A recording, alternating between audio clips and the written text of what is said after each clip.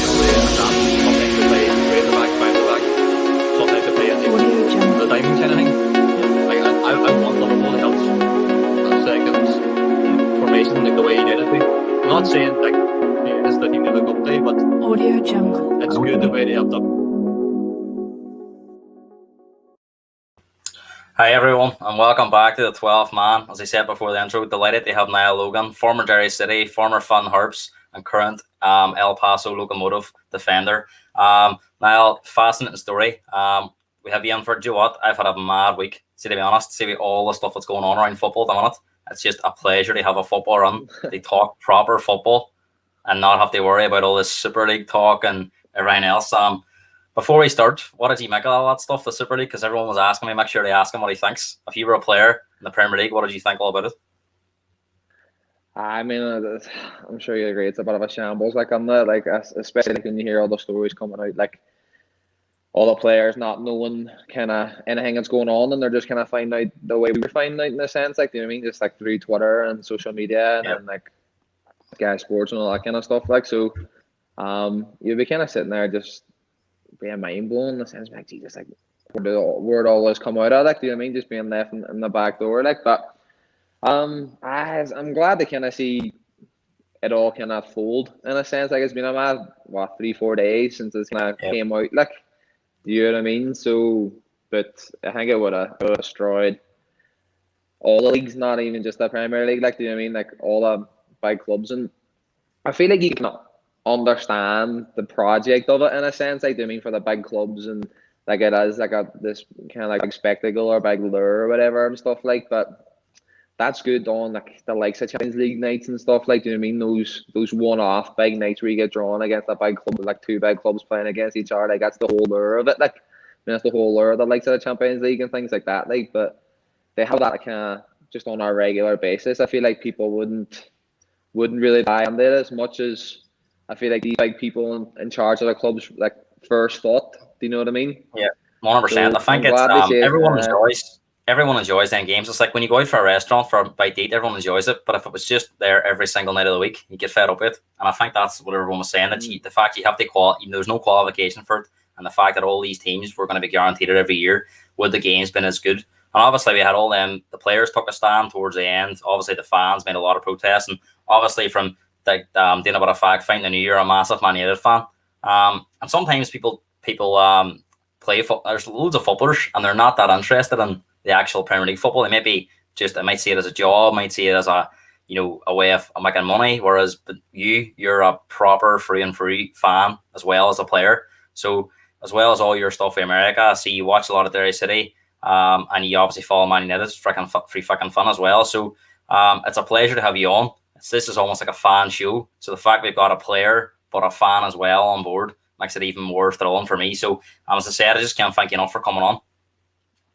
No, 100%. It's glad to be here. I've done a few podcasts, you know what I mean, and stuff like, and I love doing them. I love listening to podcasts myself and things. I was listening to one in the car on the way home as well too, and things like, and they're just enjoyable. They're enjoyable to do as well too. So no, I'm looking forward to it. Definitely.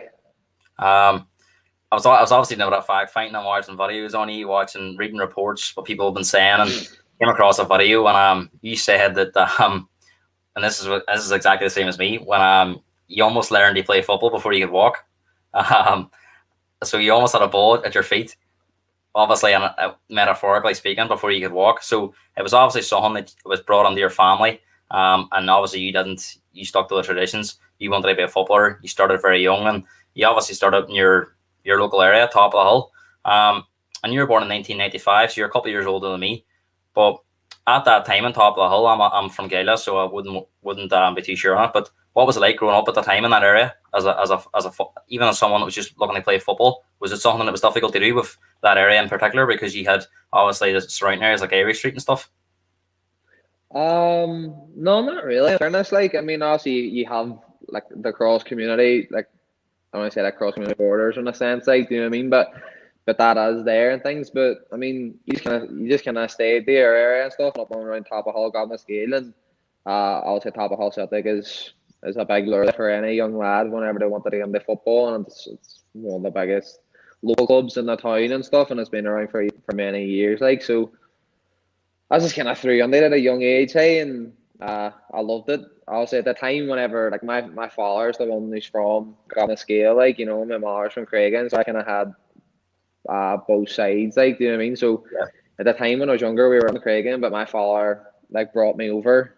They training every week, do you know what I mean, and stuff, like, just like through the family and stuff too. Like my uncle does a bit of coaching and stuff, and my uncles play. Like my dad never played football or anything, like, but like he could just tell, like, from a young age I always wanted a ball on my feet, like, so he just threw me on the top of Hull, and I mean I stuck there and I progressed. The rest is all history. As they say. We've got a few Fun Harps fans on the chat tonight. There's one just putting on the Fun Harps playing white. We'll get on the Fun Harps that are on, but I know it was a hugely successful period. Especially out of the two League of Ireland clubs, that was probably where you found your feet. But as I said, top of the Hull, you went there from a young age, and just growing up, was it just always on you from a very young age? Did you always feel that you wanted to be a footballer, and there was nothing else on your mind that you wanted to be? I've always had that, like, don't get me wrong, I feel like I've a good head on my shoulders, like, do you mean, as you get older, you kind of learn things more, and you kind of grow that award more, like, but that's always been my first and foremost, like, no, I want to be a footballer, like, I want that to be my job and stuff. But I wasn't shy to say either, like, it's a low percentage chance that it might not happen, do you know what I mean? And especially where we come from in Derry as well too, there's not like an abundance of opportunities, you know yourself, like. So I've always just kind of had that mindset, just kept dreaming about it and stuff. And also just as I like progressed through the youth ranks and stuff, like with top of Hull, and then also moving onwards then, and they like institute and so on and so forth, like, it just kind of like had a snowball effect, and I just took it as I went, in a sense. I mean, like, just year after year, and then also opportunities just kind of like fell at your feet, and you just make a decision, and thankfully, like, I feel like I've kind of made the right ones so far in my career anyway, and I'm here as a professional footballer, like, and hopefully for a lot longer. You know what I mean? Definitely. You're still only 25 too, so there's no reason why you can't keep progressing. Obviously, the thing I love about football for young, I coach now at Maiden City Soccer. The thing I love about is I coach a very young group as well is it creates friendships, it creates relationships. Not only does it expose you to football, socially as well, it improves you. Do you feel that football has made you the person that is in terms of making them friendships when you were younger? Is there still anyone from you joined the top of the hill at the same time, the 95 group, that you keep in contact with now? I mean, I feel like you said, like football. I mean, it's a sociable thing. Like, do you know what I mean? And there's a kind of, especially for, I would say for like shyer like young fellas and stuff like it. It encourages you to kind of come out of your comfort zone and stuff like that, and that's what you want as a young lad as well too. You know what I mean? Like, you want to make friends, and it makes it all that more enjoyable. And like, I would by no means be like the standout person, like, you know what I mean? Like, I'm a sociable person, and football's definitely helped me through that. Like, you know what I mean? Like, but I feel like it's guiding me. It's guiding me in life and through my career. And there's a handful of boys I could name from top of Hull who I'm still in contact. Like just off the top of my tongue, like Shade on Laps, one of my best buddies. Like, and we went to school, not primary school, but we went to secondary school together. Played all through the youth levels together, and things like that there too. And he had a good youth career as well too. And just like, unfortunately, Shade, like, he had a few injuries, in his younger career and stuff and all, and he just never ended up kind of like progressing as much as I'm sure he would have. Then he had the ability to do, like, you know, but that's just one person. They name of a many of a few that I'm always in contact with, and every time I go home, like, you always just see people around the community, and you chat to them, and they stop you, and you talk to them, and it's nothing out of the ordinary. Do you know what I mean? It's just what you know and stuff, like, and that's just the kind of. Oh, go ahead. See, obviously, growing up as well, I think now that's a bit better now. The youth setups and teams and the coaching's improved just for coach education and stuff. But at that time, did you value the coaching you were getting? Was there anyone on top of the hull you sort of think about now and be like, you know, not that they're responsible for your development as a whole, but they were a big part of my development as a youth, and I wouldn't be here without them? I mean, like, through my youth level, like, just going back to that topic, like Shay's daddy, Donny, was our like manager all through the youth levels. Like, he kind of stayed with us, and then we had Chris McKinnon as well too, who's a good family friend of mine as well, and very close to my daddy and stuff too. And like, those two is the ones kind of, I don't know, like, give me kind of the guidance, I would say, through the youth levels and stuff. And then obviously you would have Big Emma McLaughlin as well too. He's just kind of like the face of top of Hull Celtic. Like, do you mean anybody is around the community, you say Big Arnie, like, it's, I mean, know who he is, and you know what he's about. Do you know what I mean? And even till today as well too, like, he's guided me and talking to them and back home, talking to them and stuff, like. So I would say, like, out of everyone, those three definitely had like kind of like the main influence, like, through just coaching me every day, and then just kind of like being like the head honchos and of the club in a sense at the time, like. Yeah. Obviously speaking to Colin quite a lot before you come on, but Colin was sort of telling me that even when you were growing up as a young person, you were never like the best player in the team. You were never one that was, you know, dribbling past 4 or 5 players and scoring these wonder goals and everyone going mental. You were quite a good developer throughout, but you were never the standout player. So did you ever doubt yourself in terms of, you know, did you always believe that if you kept working hard, the opportunities would come? Say that again. The connections are going fuzzy about there. No, I was just saying that chatting to Colin, he was saying that growing up through the years, you were never quite the standout player in your team in terms of, you know, everyone talks about forwards and midfielders, and you were more of a defender. You were never the kind of player that was going to dribble past 4 or 5 players and score a great solo goal. So did you ever doubt yourself, or did you always believe that if you kept working hard, the opportunities would come to you?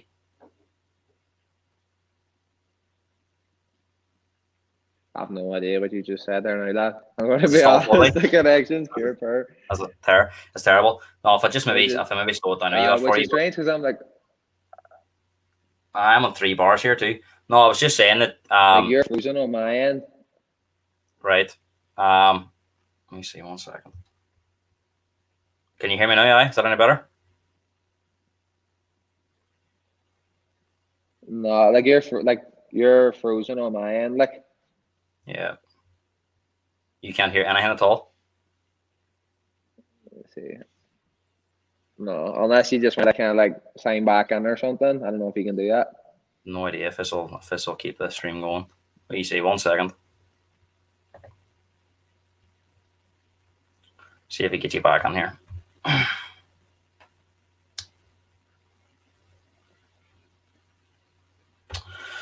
See if we can get Niall back on here. This is always the possibility. When we're doing stuff live, there's always a chance it can go wrong.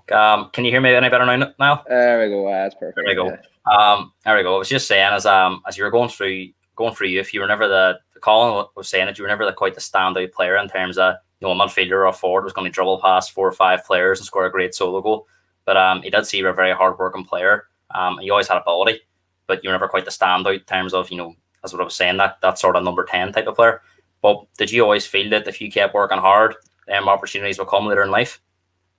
I definitely. I'm sure Colin's probably spoke to you many times about myself or whatever. He's told me you're not a number 6, even though you fancy yourselves only number 6 sometimes. He may be biased in that just because he thinks he can play a good number 6. Like, but no, like, I mean, I'll be the first one to admit to you, as never the standout player growing up through youth. Like, do you know what I mean? I feel like.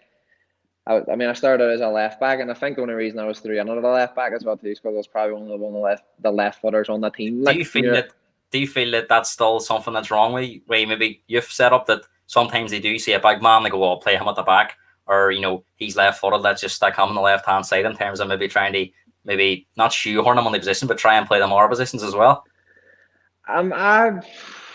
It's hard to say. Like, I mean, I'm not really like around a lot of youth now, the likes probably yourself, you know what I mean, and stuff like. But definitely, like, I mean, it makes sense. Like, I can see it makes sense if you have 1 or 2 left footers, one's left back and one's left wing or something. Do you know what I mean? And for the most part, nowadays as well too, it's rare to have a natural left sided like centre back with a left foot. Do you know what I mean? For the most part, it's always 2 right footers, and that's what we had at youth level as well too. And I mean, I was grand. I enjoyed it. I was left back. That's no bother to me and stuff and all. You know what I mean? But no, I was never this person who's going to go on and drop on, get the ball, 1-2s, round boys, this, that, and the other. I mean, I got the ball, kept it down, and played it simple. And I kind of. You were never an entertainer. You were just on there to do a job, basically. I was a late developer, like, and I'm not shy to say that. I mean, everybody develops it at different stages in their career, and I mean, there's many boys back home at Derry Academy, even at our team. Do you know what I mean? Who kind of peaked at a younger level, and then with me like developing later, I just overtake them. Do you know what I mean? And yeah, and that's fine as well too. Like, you know, but no, like I developed later, but no, I was definitely a hard worker. Like, I kind of kept my head down, and like I was never really into the whole like shenanigans of like really wanting to kind of go out at the weekends and get on the drink and go out to town and this, that, and the other. Don't get me wrong, I would do it time like here and there and stuff, like an opportunity arose, but I feel like I just kind of kept my head down in school. Like, I had a part-time job as well too in like a bar restaurant in the Icon whenever it was open. Do you know what I mean? At the weekend, so I couldn't really do that anyway if I wanted to. And then playing games as well too. I feel like as well, in speaking of like Colin, like, do you know what I mean, being my big cousin and have obviously a big influence as well too. Like, I come from a very big family, but a very close knitted family as well too, and they wouldn't let you kind of stray too far from the pack in a sense. Like, do you know what I mean? If they kind of see or hear things and at a smaller community as well too, they kind of put in a butt. Like you say, we top the hill too. It's not the kind of community you're going to get away with doing too much without people finding out. So, so did you go to St. Brecken's? Was it for secondary school? Is that where you went? Best school in the town now. Best school in the town. So, like, what were they like? What was it like? So, did they have a football team? You know, were you in it? Were you probably the best player in that team because it obviously wasn't a college or St. Joe's, one of them bigger schools? No, we had a football team. Obviously the school's no longer there anymore, unfortunately. But no, we had a decent like football team. Like lads around the community played top of Hull, played a few other places and stuff like that too. So no, I was me and kind of like the two. I guess you could say like the two main players who were like me and Shay and stuff like we were in the same class and like we were kind of like both I said like both captains or whatever, like that kind of stuff, like growing up through the years and stuff and all, like, but we were no like say like college or anything, like went into like those Northern Ireland Cup tournaments and all, like we couldn't do that. We didn't have the stature to do that anyway. Do you mean like we weren't a big school like they were or anything, like we just kind of played locally. We played Oak Grove and Claudy and things like that, like, it was nothing too crazy. Like, and then obviously you moved on to Institute. Was that a decision that was it hard to leave Top of the Hull after being there for so long? Or did you just feel that it was the right time to move on to Institute? Obviously the setup Institute, probably the standard of coaching being working with Alexa Paul Key. Was that a big influence? I know, like I feel like it wasn't really like forced upon me in a sense, but it was around the time the D&D was kind of like lowering kind of like the youth levels were obviously like before me, the D&D would go up to like under 18s. Do you know what I mean? Where I was starting to kind of get down to under 15s, under 16s. So it was kind of like what am I going to do? I don't want to go into like See, when you were playing the Sunday, D&D, Saturday. See, when you were playing the D&D, where was your favourite place to play? Would it have been the Whistle Pitch, up near Top of the Hull because it was local, or would you prefer going other places? We didn't really play in the Whistle, in fairness. I would say kind of probably like the Listen to Galvin pitches, probably like one of the best places they play. I enjoyed, like, also it was locally, and then I would say in the town they're well kept. Do you know what I mean? Especially around the summertime when there's like Folly Cup and things like that. Like, you know what I mean? Yeah. They're always kept well. Like, but I feel like I was kind of like in that situation where I was like, what do I do? I don't want to go on this Sunday or Saturday league men's football and just kind of go away from it. So I was like, right, where's the next thing? And so she just kind of like, I don't even really remember how I kind of fell in, but I know like a few of the lads that I play with and around the town and stuff were like playing there and stuff. And then obviously it's just down the street for me as well too, being like up in Top of Hull. Like, so I just ended up moving down there under 15s, I think. Yeah, see, at this stage, so I was going to say, you'd have been about 14, 15. So at this stage, did you feel yourself that, I was good enough to play for Institute in terms of, they had a very good squad of players around that time, and that was the best place for your development? Did you feel that you were more than ready to go on there? I feel like I knew in my head, I was like, no, like to have a first team, and that's a great pathway, and that's a good opportunity for me as a player. Like, but at that time, I wasn't really thinking like, you know what, no, I'm ready to go on here and play with the likes of, at the time, like Big Parky, Mickey McCrudden, Darren McCauley. Do you know what I mean? These boys who've like been across the water and have played at a high level. Do you know what I mean? I wasn't really thinking like, no, like I'm gonna go here and fucking just walk on the first team. I was like, right, go here and get on the like a better youth setup. Do you know what I mean? We're playing more around the north, Belfast every other Saturday, playing against the likes of Landfield and all these teams. Like, do you know what I mean? So I was like, you know what, like go here now and kind of test myself, and I did well, and I went on there, and at the time, man, I was kind of coming back from. I ended up having like knee surgery at a young age. I think I was around like 14, 15. So it was kind of like before I went to Stute. And I was going back there.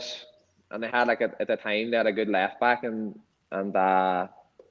Neil Curlin was our manager at the time. Neil would live up beside me too. That kind of like the estate behind me and stuff like, and knew me through like my our Colin and stuff as well too at Oxford. They kind of like knew each other, knew me through our Colin, and they said to me, "I'll do fancy playing centre back," and I was like, "Never played centre back before, whatever." But lost, sure, I'll give it a go. Like, and I sprouted at that time. Like, so I was probably like 6'1", 6'2" at 15, 16. Do you know what I mean? So I went on there and I did well, and I kind of just got used to the position and training there every weekend, training there with Neil and stuff and all, and just kind of getting the hang of it. And I was like, you know what? No, I fancy this a bit more on left back. I feel like it just suited me more.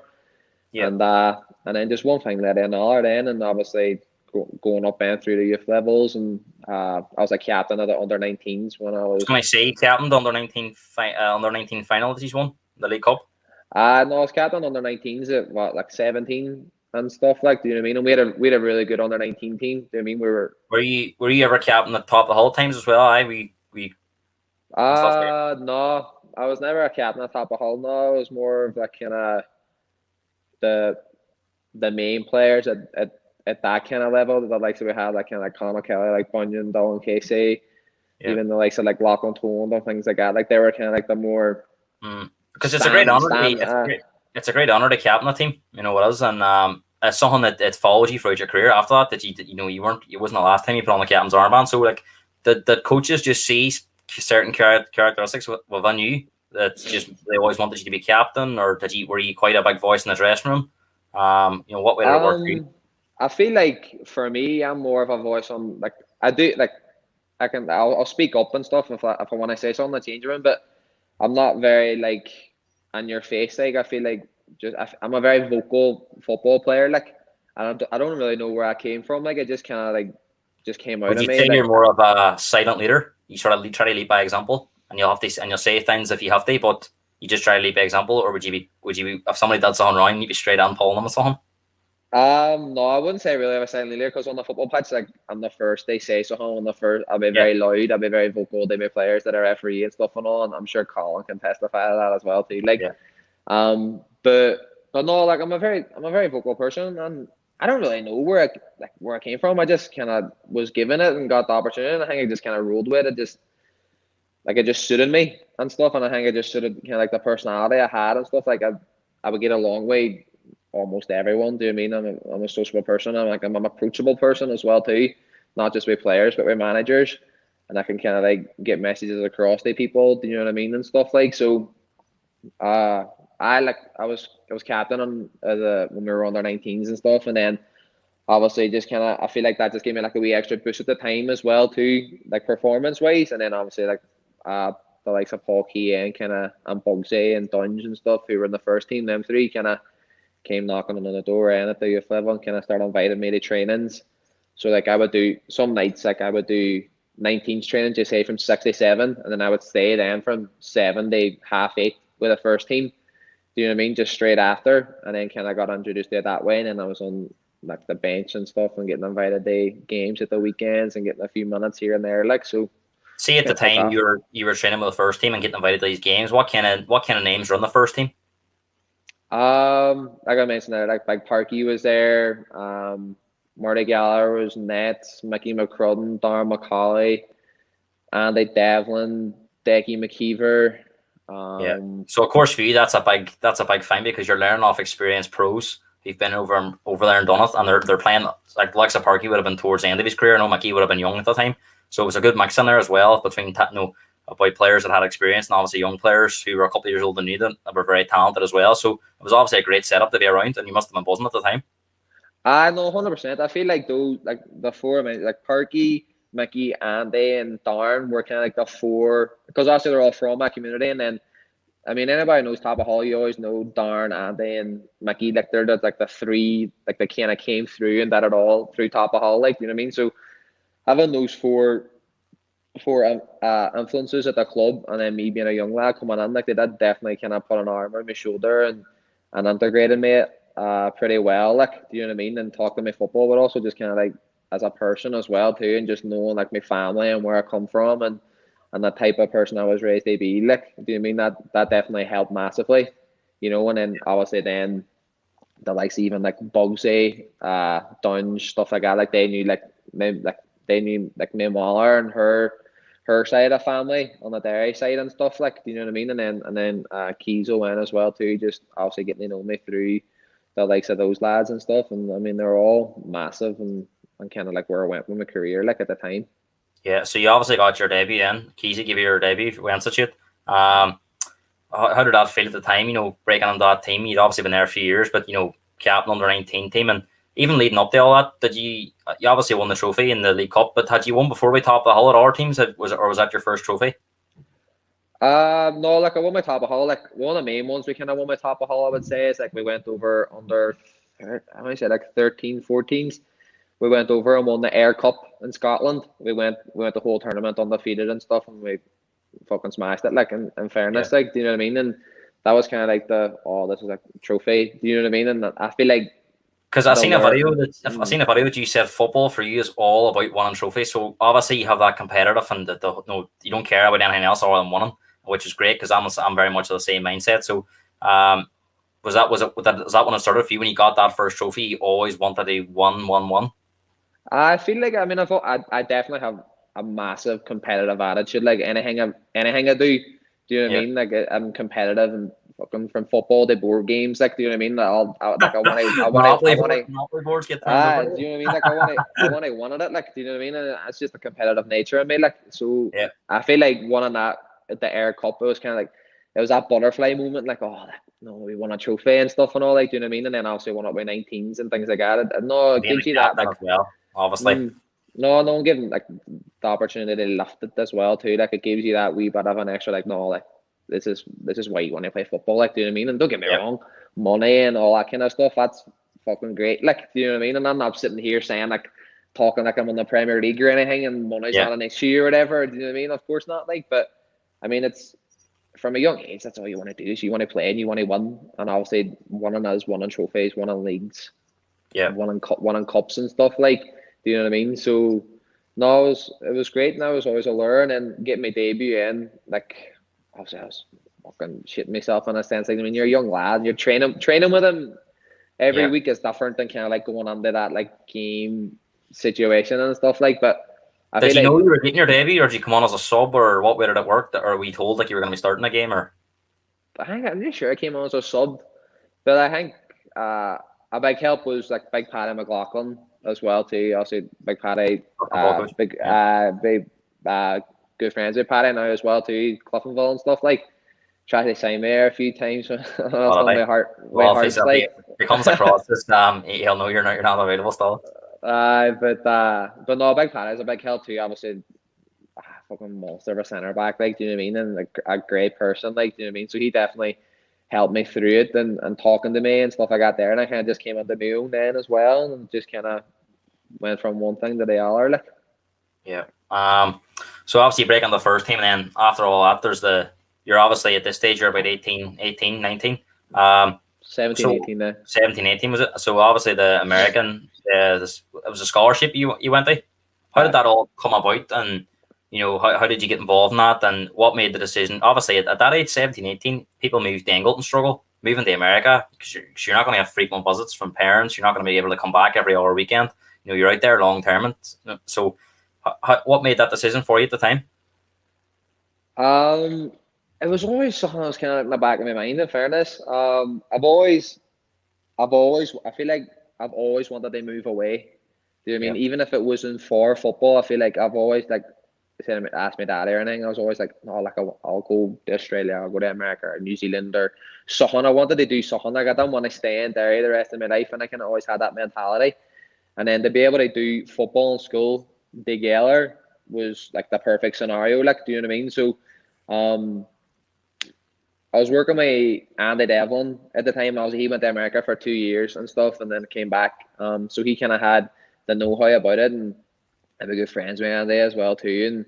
And just talking to him and just like going down to his house and kind of like talking about his school and his experiences and kind of how to go about it and stuff. And then it was random at the time. Like, I was going on my first team training at Institute. There was a night before, or like 2 nights before a match, and we were training at the stadium, and I was just walking out, minding my own business, and Keishy just kind of came up behind me and put his arm on my shoulder and was here, look, would you ever be interested in going to America?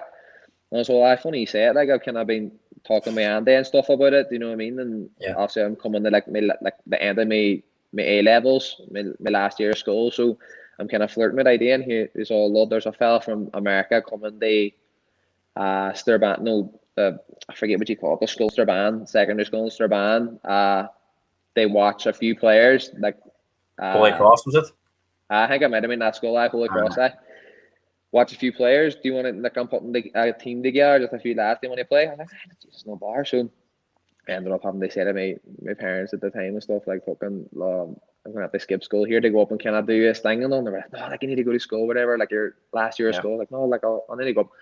So I ended up going up and Holy Cross, and had a brilliant game, just that really well. Like, the team that you jump around 4 or 5 players and score? No. I ended up keeping we were kind of like, just obviously, like, we were playing like their school team, like, do you know what I mean? Who had good players, like, do you know what I mean? And I think one of the main players that the fella was over to look at was the likes, like, I don't know if you ever know, like, Tom Kerlin and stuff. Like, he played in Main City as well too, like, and I think maybe Main City. But anyway, something from around there. But played really well. Thomas, my striker, never scored like that really well against them. Yada. So when I changed for him after, and then the American fella got Kizo to go in and pull me out. So I went out, and he was telling me, saying, "Look, I really loved how you played, and I would love to bring you over to my school." He's all, "Look, I don't have the scholarship money for you at the minute. Like I have all my defenders. I only have money for a striker, but I'd love to take you next year. Would you mind, just kind of like taking a year out from school, and then we'll get everything sorted?" And I was all, I'll send them. I was all, "Look, if I want to do it, I want to do it now. I'll lose interest. Like, you know what I mean? I don't want to take a year out from school and say end up playing Wednesday shoot, or if opportunity came, end up like say moving to Derry or moving to a different club or whatever. Like if something happened, like I was like, well, if I want to do it, I want to do it now, and that's kind of how it is. So right here is like no bar. I'm gonna send, because that game was videoed. He's gonna send the tape around a bunch of managers I know, like in America and stuff, who I think that you would do well. And I was like, I know bar. So then like I'm not joking. Like a week later, phone rang, like Prescott, Arizona. I was like, Prescott, Arizona. I was like, answered it. And it was just with this wee old voice. Hey, Hugh Bell, is his name is. He's assistant coach at Yavapai, and he's originally from Belfast. What a fella, hey, legend. Do you know what I mean? The man's like just retired there about 6 months ago. He's like 73. Do you know what I mean? Went right to the very end. Like, so he was ringing me. Lost all your video, blah blah. I know whatever his name was, who was watching Mr. Van.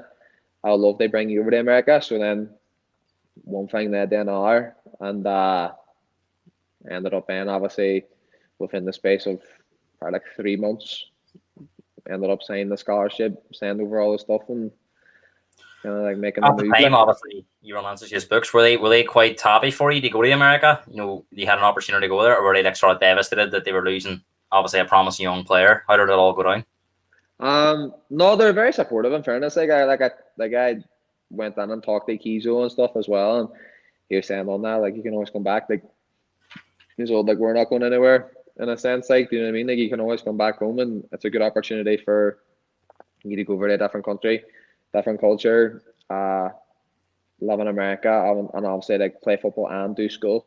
Do you know what I mean? And it was kind of like the best of both worlds. Like, and I was all for it at the start as well too, and then I kind of started getting doubts in my mind. Then when I was kind You of wouldn't be human. You wouldn't be human if you didn't doubt yourself in a big decision like that. And obviously, you probably your family too were buzzing at the opportunity, but the thought of losing you at that young age. Funny enough, I was actually chatting to Keezy about you, and he was actually saying that I said, "Can you say a few words on him since he's coming on?" He said, "Look, all I can say on him is he's a very dedicated young man who deserves every success through persistence to succeed," which I thought was great words. And you know, he wouldn't say that lightly, because I know him quite well now from the coaching and stuff. And everyone that I've spoke to about you have said that you were very dedicated, and you deserved your success in that move. Some people will go to America and mess about and, you know, just out here and, you know, people see loads of American films and go, Jesus, it'd be class going out here. And what people find out as we move on is, from obviously reading through stuff that you said, it wasn't a holiday at all. It was out there pretty much to improve your skills as well as playing, and it was going to be hard work. Stephen saying, give us a shout out. Stephen, glad to have you with us. And Niall's glad to have you in here as well. So obviously you get that big phone call, you start to doubt yourself. What were people saying? Like, obviously your friends, you were telling them obviously about you had this opportunity to go. What were they saying? Was everybody like buzzing for you, or everyone like, was there anyone that at the time was like a wee bit jealous, anything like that there? No, not really. I don't think so. Anyway, like that I know of. I mean, you know yourself, if you're jealous of something, you don't really like to show it. Like, so at the time, anyway, nobody really kind of expressed their jealousy or anything. But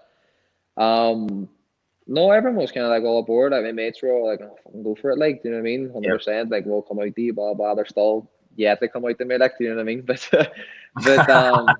I'll be there. I'll be there. 100%. You know yourself. But no, like it was all kind of like hugs and handshakes, like no congratulations and stuff, and go for it. And thankfully at that, like, I mean, it was the best decision I ever made in my life. I mean, don't get me wrong, I had doubts. I was like, oh, should I stay here? No, and try and break in that first team at Institute and kind of see how it goes on this side of the water and stuff. And then just sitting down then, like with my family and just thinking about it, like, you know what, no, I can go there for 6 months, like the first semester, and if it doesn't work, I can always come back. Like, that's I would kick myself saying I had this opportunity and never took it. Do you know what I mean? I can always say I tried and I did, and thankfully it worked out. Like, 100%. Even when I was chatting Mikael on here, obviously you'd have heard a lot about Mikael's story. Quite a lot of setbacks in there, but he says he would never, even now going back, he would never change it. How he did it, and that's the thing. You take these chances, and sometimes they pay off, sometimes they don't, but you'll always have the memories. And obviously, people will be dying to know about the whole how it worked out there. Obviously everyone's expecting you to be jumping off buildings, partying at all hours of the night, but it's not quite like that. The films tell you at American college, but this is quite different. So obviously I had a look through your schedule, and you're up quite early in the morning. There'll be training, and you'll be going to school. So do you want to give people a run through of how it was? I put it short and sweet. Like, I know it's not like that. Like, do you know what I mean? The only thing, it's not like long seasons in a sense. You have like 2 semesters. You have like a fall semester and a spring semester. So like the football out there is in like the fall. So I mean, you're up at what, like 6 in the morning, and then you're up at 6, go to training, for a couple hours, come back, quick shower, go to class, grab lunch, go to class. Do you know what I mean? So really, you're going from like 6 to 9, 10, because it depends on your classes. Sometimes you could have like 3 classes from 3 o'clock to 5 o'clock, and then you might have a class then from 8 to 9 at night. Do you know what I mean? And then you have like study hall or like tutoring in the evenings as well too, right? So it's literally it's a full day of like constant hard work, like in your training in the classroom. Like, I suppose the good thing about that is you're always busy though, and then if there is any intensity to be homesick, it's likely to be when you're bored or even nothing to do. The fact that you were always on the go, was that probably the reason you never felt like you were missing home? The fact you always had a full schedule. I mean, I would say I played a part in it. Like, do you know what I mean? I don't know. Like, obviously, I missed home, I missed family, and this, that, and the other. Like, but I've just always kind of had it on me. Like, I was just like a duck to water. Like, honestly, I just went out there and just tucked it right away. Hey, and it suited me speed and the size and stuff and all. Like, I just felt like, no, like this is about me. Like, do you know what I mean? Like, the area was just too small. And that's not me saying like, oh, like I'm too big for Derry or anything. Like, do you know what I mean? I just felt like just the speed of it and the way things were going and how things were done. I was like, no, like it's about me. To be some honest. People should. Some people, some Derry people or anywhere they're from, they like being in a bubble, whereas our people like to explore. And you're obviously one of them people. And obviously you have a pies in Arizona, and you end up going back to Arizona, which we'll come back to later on. But Arizona, was that your favorite place in America that you've loved so far? Did you really enjoy it out there? I would say I mean, I think it's because I've never been to America before, and it's the first place I've ever went to. Do you know what I mean? So I just kind of loved everything about it, in fairness. And obviously, it's night and day to where I'm from. Like, do you know what I mean? It's desert, and that's not saying it like it's just there's nothing there. I mean, there's loads there. Like, do you know what I mean? But there is desert as well too. Like, if I was to go from school down to like Phoenix, would be kind of like, I don't want to say like the capital of the state or whatever, but like it's the main city in the state, which would be like a 2-hour drive. Like, you're driving down and it literally is desert and cactuses and wilderness. It's obviously a different culture as well out there. It's not the same as here. No, like the pace of the people is a lot different. Do you know what I mean? And lovely people. Like, don't get me wrong, you get your fucking wankers from time to time. Like, do you know what I mean? And they kind of stigmatized Americans and stuff and how they are. Like, you can find a few of them. Like, but for the most part, they are top people. Like, do you know what I mean? And I've got along and have loads of friends and stuff through them, and also then my wife as well too, and her family, like they're all from they're kind of from Arizona in a sense, like, you know what I mean? Her mom is from California and her daddy's from New Zealand and his family's from New Zealand and Australia, like, you know what I mean? So she kind of has a wee bit of taste as well too of like being like a part of like an international like family in a sense, like traveling as well too. So then like being did you meet her quite early in your journey out there? I met her like what, a few days on the college, like, in a sense, do you know what I mean? Whenever properly started going with each other for like a month or so after, like, do you know what I mean? But it was right now. There you go. Thank God, like, so it was her and her twin sister, volleyball players at our school, like, do you know what I mean? So we ended up just kind of all hanging out together, like, kind of the volleyball team and the soccer team, and just getting to know each other through that, and then obviously ultimately we just ended up going with each other, and then just stuck with each other and through college. Like. Yeah, so I can only speculate here, and you're going to be able to answer this, but obviously from playing men's football and training with men's football institute and going out there to that scholarship and playing in college football, I would imagine the standard was probably quite below playing institute. So did you find it easier, or did you feel that obviously because maybe soccer isn't their main sport out there as well? They call it football, but they call it soccer. They've obviously got our sports out there. Did you feel that it was quite comfortable for you to go on there and play? I know definitely. Like I feel, I don't want to say like I'm too biased, but I definitely feel like I was head and shoulders above a lot of people in a sense, and being at institute at a young age as well too definitely put my foot in the right direction with doing that. Do you know what I mean? And I went out there, and obviously, within the first week, 2 weeks, like we just had like a team, like the team had a vote that the coaches anonymous, I can't even say that word, anonymous, like team vote for team vote for captain and stuff, and I was in there for like 2.5 weeks, and the team voted me captain and stuff and all. So I mean, I think that kind of just speaks for itself. Do you know what I mean? I just kind of felt I had that bit of presence and that quality above kind of everyone else, and then from there on out then as well too, like I just kind of proved it on the pitch, and the accolades kind of like speak for itself in a sense. Do you know what I mean? Yeah. Did you feel like you were the main man on that team? Almost. I know. It's sometimes you're a modest person. I don't know from reading from it you're modest, but I mean, you're not stupid at the end of the day. Did you feel that everyone looked up to you? The fact that you come from a country that's famous for producing footballers. You obviously been telling people you play student and playing men's football over here. That they were maybe looking up to you, and obviously I think it's easier to make friends as well if you're one of the best players. So coming over for you it might have been quite daunting at the start, but when you went on there and you met these lads and you seen what they were like, it was quite easy. It was quite much easier for you to blend on. I feel like on the pitch, I definitely like I said earlier, like I'm a vocal kind of player and stuff like so.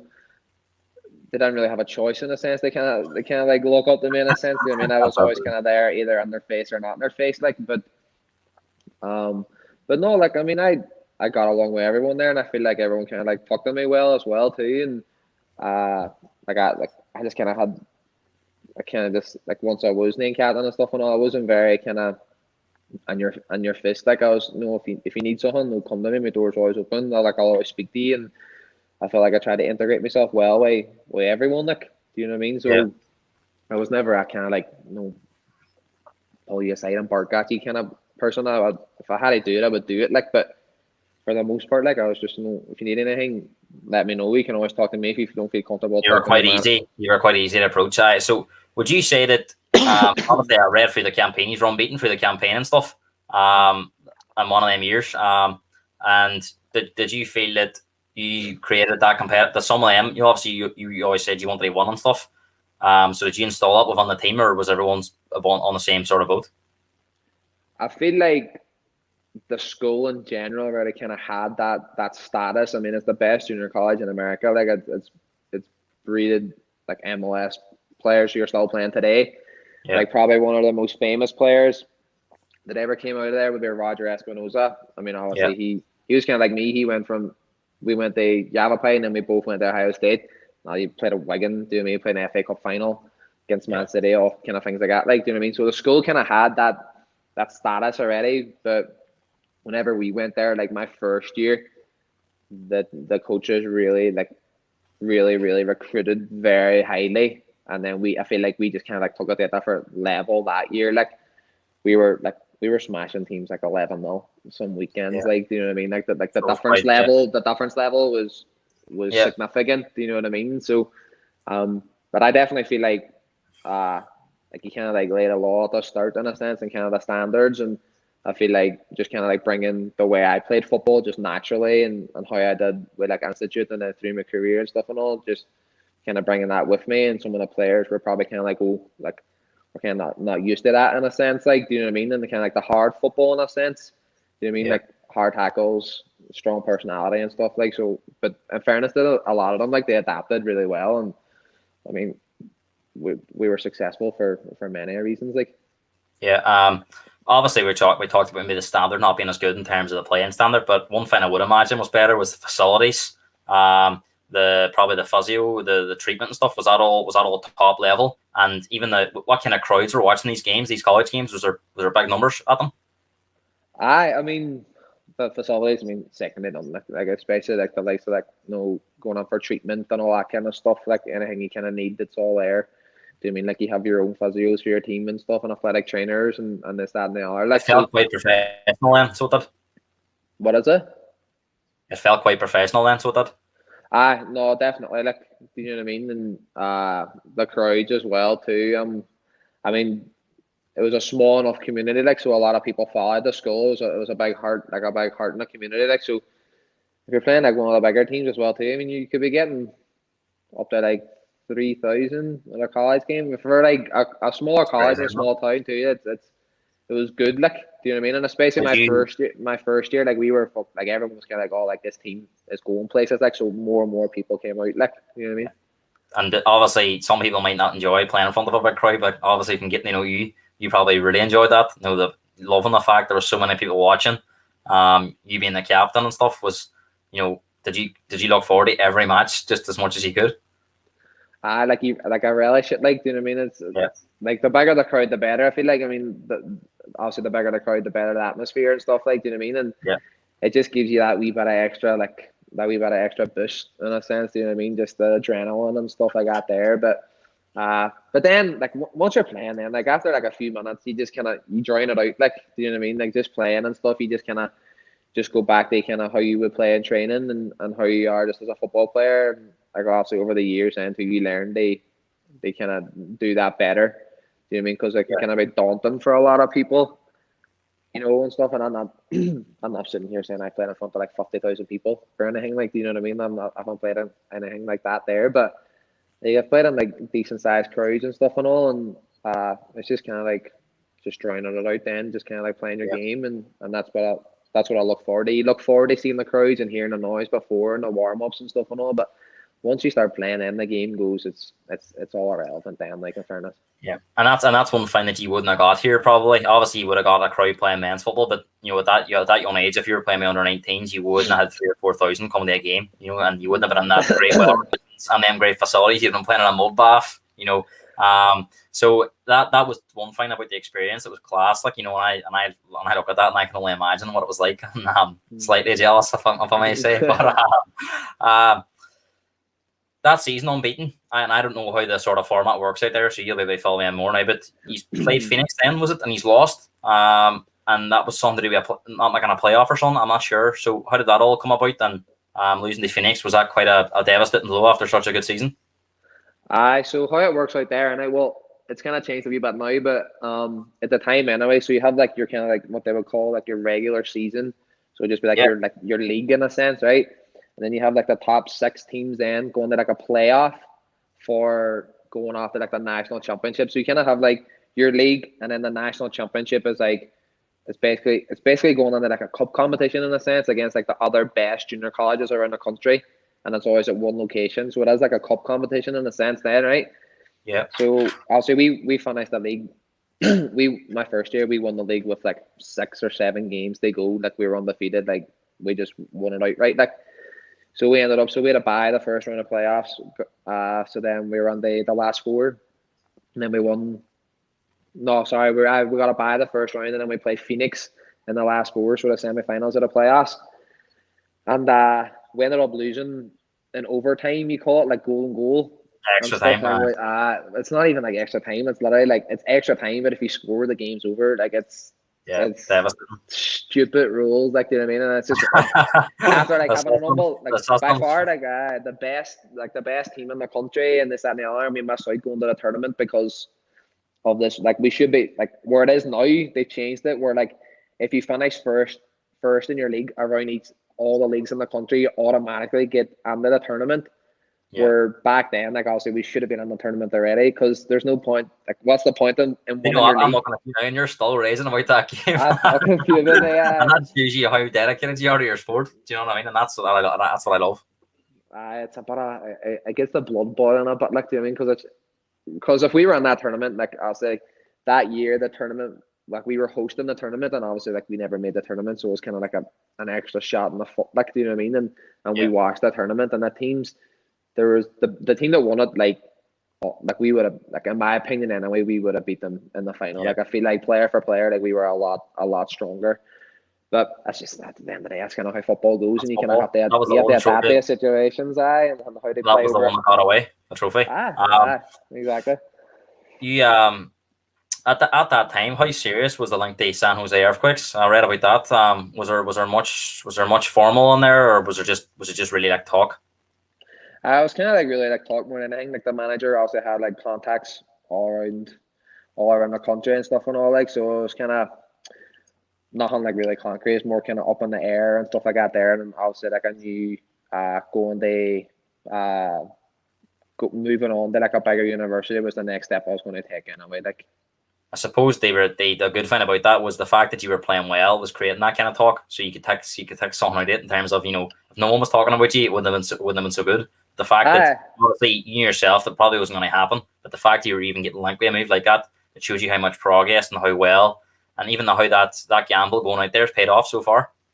I know it's always nice to be talked about, like in a good way, anyway. At least, you know what I mean. And it's nice to see that like your performances are getting acknowledged, even though it may not be anything that would like magnitude and like the stature if it was we're going to San Jose or anything like. But even to kind of have that like name floating about or whatever, it was nice. It was nice to hear. Like, but yeah, and you were personally rewarded that year. I think best newcomer, defender of the year.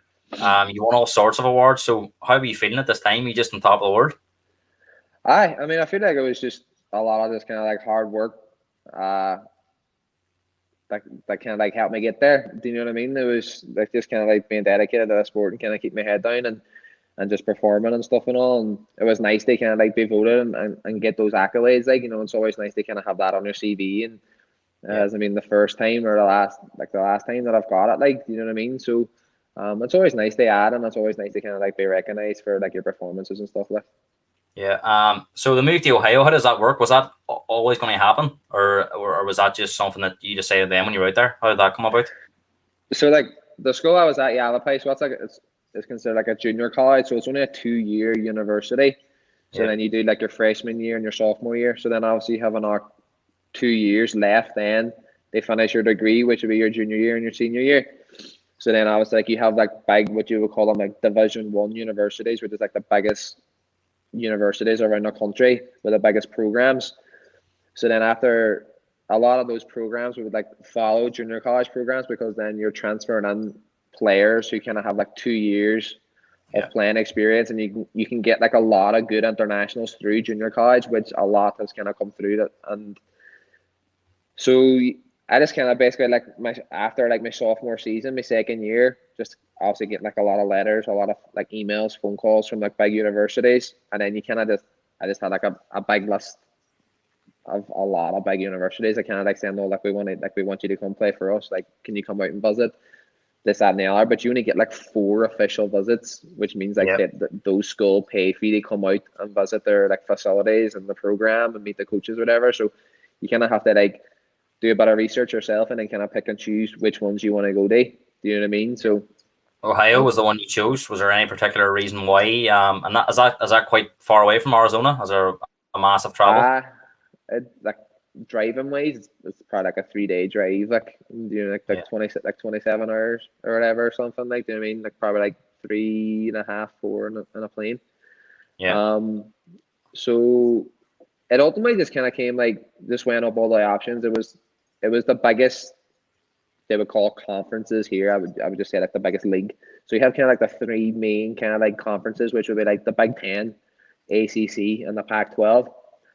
And I didn't have any ACC, but I had a Pac-12 offer as well too. And I was kind of like, they stay out in the West, but I just feel like the competition in the Big Ten was stronger. Obviously, had the Big Ten, the conference had its own network. Like all the matches were obviously like recorded and streamed live and on TV and ESPN and all that kind of stuff. Like, and obviously the school then, like if you come away with a degree at the end of the day, like saying you got a degree as a student athlete at Ohio State University, like that kind of like put your foot in the door in front of a lot of other people who are kind of probably going to apply for the same job as you. Do you know what I mean? Like, it speaks volume. It's like going and saying you got a degree at McGee and then saying you got a degree at Oxford. Queens. Do you know what I mean? It's the status is different. Like, the reputation.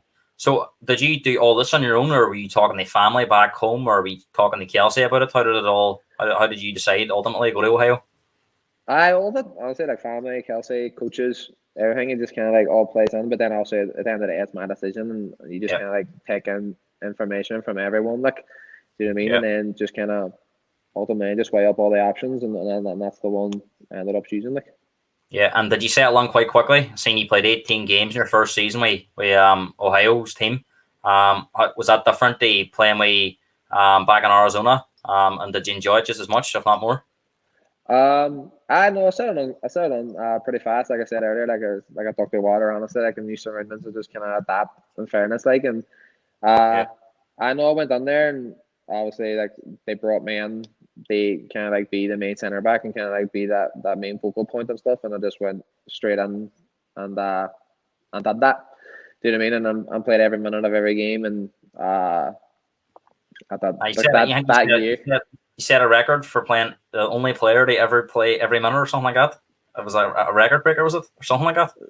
That was at Tucson. Was that Tucson? At Ohio State, I'd play. I mean, my first year there, I played.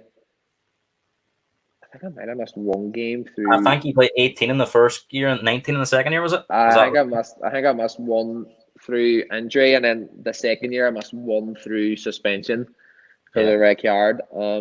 But I like when I played every minute of all the games. Like, do you know what I mean? I never got like subs or anything. So like definitely up there, and like accolades wise as well too, from the school and things like. Do you know what I mean? But obviously it's a better standard. It's a harder conference. Like there's better players from around the country and stuff, and a lot of players that go after like the MLS and stuff like the Americans and things like that there.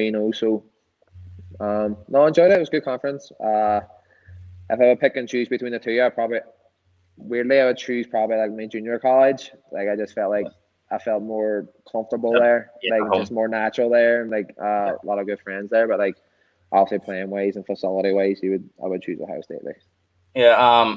How did the red card happen? I think I might have heard about this on your podcast with El Logue. But tell us about that. I think it was for the Saint or something like that. Like we were playing a match and we ended up losing 4-3.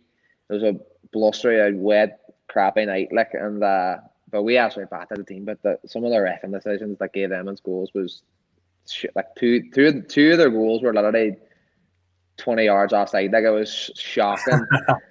And like I was saying, I'd be a very vocal person, like, and I was also giving butts during the game that I'm like the referees and this, that, and the other, and then like the managers were doing the same as well too because they couldn't believe it. And then And obviously the fact that 4 goals went in, your defender, you probably felt, you weren't right, and you were obviously raging at the time. Do you know what I mean? I just kind of like the blood's boiling, and you bogey in a sense, like, do you know what I mean? You say things that you probably don't mean at the time, like, and it's just kind of like the competitiveness and the adrenaline coming out, and the manager's going off on the sideline and stuff, and anyway, game's over, and I'm walking over the bench, fucking fuming, and this, that, and the other, like, and the manager's still giving the butts as they're walking off a pitch, and then I just kind of like get buoyed up again, and I just kind of head round the corner from the bench and just start saying things that I probably shouldn't have said, like, do you know what I mean? Just fucking F this your shit, blah blah, how you get your badges, who paid you, all this like nonsense, like, do you know what I mean? Just all this stuff, like, and then I sat back down, and the next thing I see is this shadow just come around the side and just bang, just red card after the match, and I was just like, oh.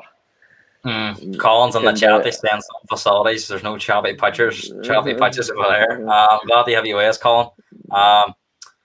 So you ended up playing all games 2017, and I was on their website, Ohio, and you scored a goal against White, and it was actually their words, not mine. They said that you rubbed the crossbar and net off with a goal, so I can only imagine what the goal was like. So can you, is that was that a true reflection of the goal, or are they sort of making out? I don't know what it was. It was. I remember we were playing Wright State, so like they're an hour like big school in Ohio. They're probably like 2 hours away from us, and I was actually I think it was my first goal because I scored two. I scored two that year. I scored a free kick anyway, but I can't remember which one was first. But I was kind of like this one was your first. This one, according to them, this was your first one that rubbed the crossbar net off. So like we're kind of just off for a corner, and the ball kind of got played, and I kind of like went back out to the left hand side, and one of the players dribbled in, and they kind of cut it back, and it was just kind of like a cluster of players, like the ball just kind of like ended up just bouncing in front of me, and I just took it on the outside of my left foot, like just side foot, and just half volleyed it, just straight down the middle, and just banged off, just crossbar and in, like just one of your best ever goals. It was a good goal, like, and I mean, it was my first goal, and I definitely I struck it with a bit of venom, like, do you know what I mean? But I'm sure, like, how they described that it was a bit exaggerated, like, do you know what I So mean? was this after the suspension? Did you just come back onto the team and whack one on off a crossbar and No, this was before. Was it? Like, near the start of the season. My second goal, a free kick, was after the suspension. Was that from 20 yards? Was it? I think they said that was a good strike as well. I was about 20, between 20 and 25. I was just a dead ball free kick, and I wasn't planning to hit it, and the manager was all defensive, and I was like, fuck it, no bar. Do you know what I mean? So I just went up and I'll show them how it's done. I just banged it hard and low. The wall jumped, and Even as a defender, you would never shy away from if there was a penalty shootout or if it was a free kick. You would always fancied yourself. You were quite confident in your ability.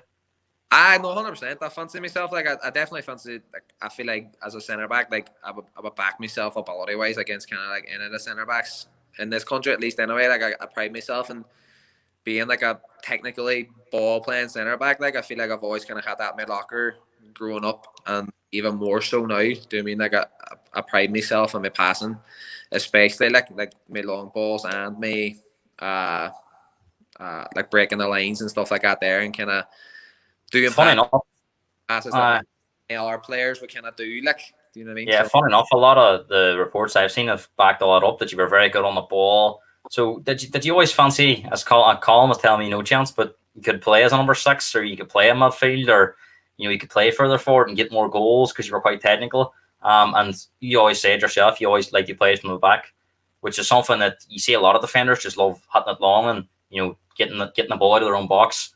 Was that something that was taught to you as a young player, or did you just sort of take it on board yourself? I feel like it's been taught a wee bit, like, but I think I've just kind of like more developed it myself in a sense. Like, I've always just kind of had a ball at my feet, and I've always just kind of like loved pinging the ball in a sense. I've loved like just striking it, volleying it, half volleying it, and having the aggression with it as well too. Like, do you know what I mean? And I'd always kind of like, I would always, at a younger age as well too, I kind of always like work on like wee tricks and flicks, and I think that kind of helped me. Do you know what I mean? Kind of like be lighter on my feet, especially for being a bigger fella, like a 6'4", like, do you know what I mean? And stuff like, but no, like, I've always kind of like taken pride in that and stuff, and like I've played a 6 a few times. I'm more so that kind of been thrown in there and stuff like, and if I was to pick the two, I'd definitely pick centre back, because I feel like you can see more, whereas a 6, and I'm sure Colin can testify to it as well too. Like, you kind of have to have your head on a swivel a lot more. Yeah, I feel like that's more naturally taught to you at a younger age, and you kind of like develop it over like the years and stuff. Like, do you know what I mean? That's something that takes time. Like, you can't just learn that overnight. Like where me, I could just throw me on the left back and I'll do a job. But if you throw me on the like a 6 in a big game, I feel like I'll do a job, but not as good as of a job, because it's kind of different movement in a sense. Where centre back, like, I feel more structured. I can see a lot of play in front of me, and I can dictate a lot more play with the ball at my feet forward. Whereas that, like, you're more in the half turn, you kind of have to have your hips open on that and stuff like that. Like, you've actually explained that really, really well. For anyone that just thinks it's a walk, you can go and play a different position. Oh, I'm a professional footballer, I can play anywhere. There's different demands to every position, different rules, and that's really well explained. So after all this, before we move on, there was a game against Michigan, who would have been massive favourites according to this report, and it was a quarter final, I think, and you went down and beat them. Was that a big one at the time? And was it massive news over there that you had gone and beat them? So at the time, they were ranked, like, it was Michigan State. So like, you have Michigan, University of Michigan, which is our like main rivals, and then Michigan State, which is like 2 hours away from Emmons in the same state. So it's 2 big schools in the same state in our conference, and it was a quarterfinals at a Big Ten tournament and stuff. So it was like kind of like after the league, you can have like before like going on the national tournament.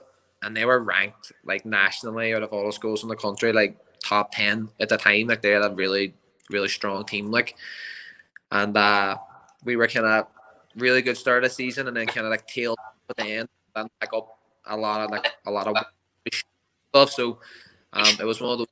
It could have been a turning point. You know what I mean? And thankfully it was. We just went up there and put on a strong performance. Do you know what I mean?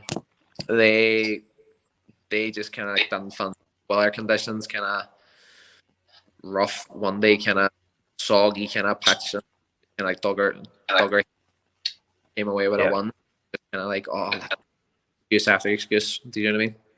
Yeah.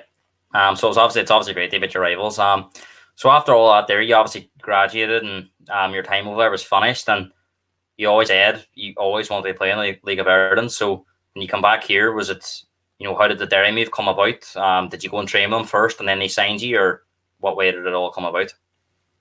So obviously, like, fan League of Ireland growing up all my life, like, I mean, it's the biggest league in the country, like, you know what I mean, and there's many great players played there, like, so to get the opportunity to play, always something I wanted to do. And oddly, I never wanted to go home. Do you know what I mean? I didn't. Like, I tried everything. They stay here, but obviously being international out here and coming straight out of college and kind of taking an international spot and like in a professional team out here is very difficult, unless you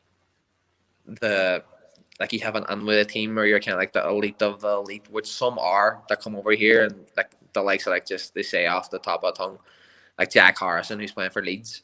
Do you mean like here for a year, university and work as an international? Do you know what I mean? And it's that level that's different that they take, and they can kind of see that. So tried every day in the house really coming about. Am I echoing about? Am I? Are you good? Sorry, say it again. Am I echoing? Good. I kinda. 1 second. I'm just going to pull you out here, and I'll put you back on. All right. All right, no more. Is that any better? Aye. Because I was charging my earphones again. You were echoing. I think it's just sometimes it can happen. I think it just may be a connection issue. So I tried everything. No one was really coming about. And I was talking to our Colin, and he was all like, I'm going to, because we would know Quiggy pretty well and stuff. Like, he was at Derry, obviously. And so I was just saying, he talked to Quiggy, and then Quiggy kind of got in touch with me, and then got in touch with Kenny Shields, who was at the manager at the time. Yeah. And just, I know that I was coming home, and he was all like, you're on the training next week, basically. And so I was like, right, no bar. So I also booked a flight, shipped everything back home, went on the train and trained for less than a week. I was on there probably just say from the Monday, and we had a last preseason friendly against Fan Harps, some mad patch down Donegal somewhere beside a beach, like, do you know what I mean? You know yourself, kind of how it goes, like. So we had a preseason friendly against Fan Harps, and ended up playing left back at that game, hey, and had a really good game, kind of coming up against. I was playing against like Paddy McCord, who was playing kind of like right side of a three in a sense, like at the time, and I was just like, they mark Paddy McCord, like, but amazing. I ended up doing really well, and Fan Harps and Ali Horgan was kind of like talking to Kenny, like after the match, he was all like, have you signed Niall yet and stuff and all? If not, like, we'd love to take him. This, that, and the other. And Kenny was all, no, like, we're signing him tomorrow, basically, like. Yeah. So after that, then we had a day off, and then went on then on Monday, and Kenny was all like, let's sit down here and get the deal done, like.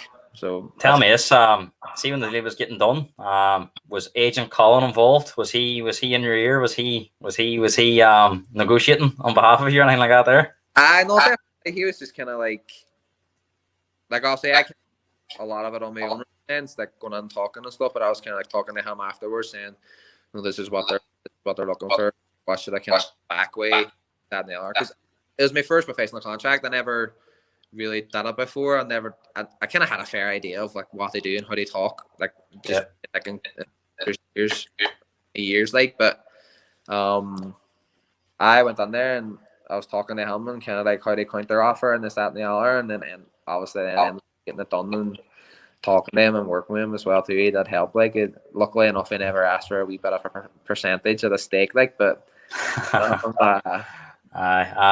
so obviously everyone wants to play for their hometown. Me kid was on here. He said it was a great honour to play for Derry, and he was quite sad it didn't work out the way he wanted to. And it's quite a similar story for you. He didn't really feature that much 4 games, I think, for Derry, and probably like every football club, when you sign, you're told things and it never materialises. You feel like you've been let down, broken promises. But to your credit, I read a report and you said you still were very grateful to Kenny for giving you the opportunity to sign. You felt you deserved more. So why did it not work for you at Derry? What do you think was the main reasons? Was there players in front of you that were playing well and on form and you couldn't really get a look on, or do you feel that you trained hard but it's one of them things the manager didn't fancy at the time? I feel like it's nothing to do with my end personally. Like, do you know what I mean? I felt I went on there every day and like trained really well, trained really hard, one of the hardest trainers and stuff as well too.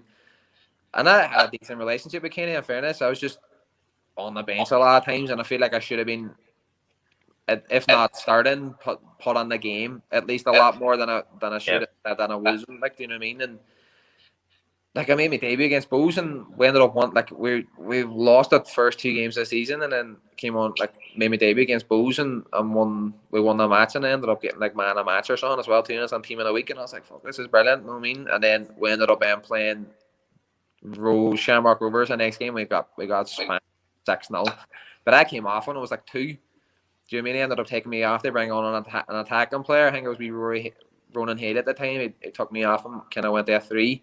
And put that on, so I was like, right, that's grand. And then now, do you feel because you were obviously still a young player, you came from America, did you feel like you were quite an easy person to leave out of the team because you weren't an experienced pro? Did you ever sense that if someone was getting left out, you were an easy option to be left out? You might not be knocking at the manager's door because you were still young. And even though you wanted to play, because I can sense as a footballer, all you want to do is play and win games, and you're not interested in anything else. But you maybe were a bit shy, and you maybe wouldn't have spoke up about not playing as much as opposed to maybe an experienced player.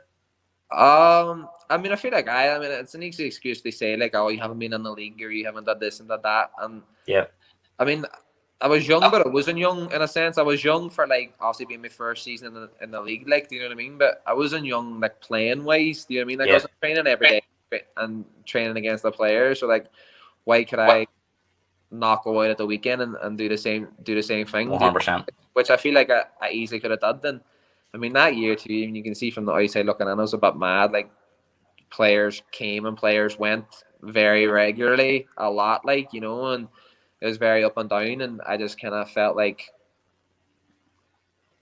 I was kind of put in the back burner for no particular reason. And then at the end of the day, a manager has his opinion. And he may want to play the likes of the older players because they have a bit more experience. But, I mean, if you're getting bit 4-0 one week and then going to say you make changes and you may change one player and you get bit 3-0 the next week, what's the difference? Like, do you know what I mean? Yeah, 100%. That's it. And sometimes managers have their favourites, and sometimes you just have to accept that you're not on that. And I suppose it's part of the game. And you know, it wasn't the end of the world. I know it was probably your dream. They play for Derry and play in front of Brandy all week in, week out, and you know, become a fan's favourite. Never quite happened. But before we move on to Fan Harps, did you enjoy being home? And obviously, you would have missed the lifestyle of America. But did you enjoy being around your family? You know, seeing friends you wouldn't have seen for years. Was that one advantage to being back here? I definitely, like, it was a long 4 years, like, being away and stuff, and then they come home and. Not like they come home and like not play football anymore, go on their job. I was coming home, they continue doing what I loved, which was play football at a very high level, which made it that more like sweet in a sense. Do you know what I mean? So I wasn't really too disheartened about coming home and stuff then at the time, and I was like excited and happy, and I definitely loved being home. Like, you know what I mean? Yeah. So the Fan Harps move. Obviously we learned before that Ollie Horgan was very interested in you before you signed for Derry. So. Did you go and say to Kenny, look, I want to play games. I don't really want to sit around here and waste more time. You know, if not in your plans, tell me. Or did they just loan you out as a club? Was it a joint decision, or you know, how did it come? I was knocking on the door and had meetings with him long before kind of Fan Harps came on for me anyway. Like, so it was them that approached the club about me and stuff, and they kind of went around the club, and then Higgsy gave me a phone call, and we ended up talking, and they said, "Oh, like, we really want you." And I think you could do like really well down here with us, and you know, just kind of giving the whole spiel about bringing me in and stuff like that. And we were on a away trip. We were on a away trip to Cork, and I felt like I should be playing in a sense, like, do you know what I mean? And I ended up not even making the bench that day, and I was like, you know what, no, like, I'm done with it, right? And I ended up calling them and talking to them on that trip. And I was like, no, look, I want to go to Harps, send me on loan. And they sat in the hour, and he was kind of like, tossing and turning about it. I was like, no, like, if you're not going to play, like, I don't want to stay here. Like, do you know what I mean? I'm here to play football, and that's what I'm good at. Like, do you know what I mean? If you don't trust me, you don't trust me. And at the end of the day, See, when the illness was going on, when you were left out of the squad and you weren't really playing, and you're sort of getting a cold shoulder, and you don't really know why you're not playing. Did it affect you mentally? Did it we in your room or at home, or maybe not yourself, or did you feel like you were at a time of your life where you just felt like you were let down, or did you never let you down? Did you always think that, no, I'll get on now, I'll make a next move and things will pick up again? Of course. I mean, definitely never let it show or affect me. Yep. You know what I mean? Like, every day I went on there and I was just me. You know what I mean? I was the same person, and I trained hard, and I had a smile on my face and stuff and all. And me and Colin, just for example, had plenty of conversations and stuff. And then like Sarah, like Daniel as well too, had conversations and just to kind of go about things. And obviously it didn't materialize the way I wanted it to in my first year back home and stuff. But that's just football, and you kind of have to adapt. And I just felt like I adapted well, and I made a decision purely just for playing wise, and kind of like for my career and stuff, and going to Van Harps on loan for the last month and a half of the season, and ended up being the best month and a half of the entire year. Like, do you mean, went there? Yeah, it was quite a successful loan spell. Hey, from boys, I actually love Muffin. People were sharing and stuff. There was a lot more people at Van Harps were. Funny enough, you being from Derry, but the Van Harps people were really took you and they really liked you. So it's funny how you sort of probably had this feeling of playing in front of Brandy and them all loving you and stuff, and almost being a rivals of Van Harps. But it worked out the other way, that the Van Harps fans loved you, and didn't matter you're from Derry, you were putting on good performances, and that's the beauty of football. That sometimes there's a wee bit of a bitterness between Derry and Van Harps, but when it came to you, they were really behind you. No, 100%. Like, it was the best month and a half that I had when I was back home playing wise. Like, I loved it, and going up there and just playing with a kind of smile on my face, and like, also we ended up getting promotion that year, and I played a big part in it. And like, thank God the club hasn't been relegated since that promotion that I part of. Like, and I'm proud to say I was a part of that promotion, and I was a big part of the following year as well too. Like, so no, I loved it, and the club was brilliant with me, and they really took to me. And obviously being a Derry lad, that's stigmatized, like, oh shit, yeah, like we hate it. But no, everyone opera and the club, and brilliant. When you were walking down the street, nobody was shouting you're a turncoat or anything like that.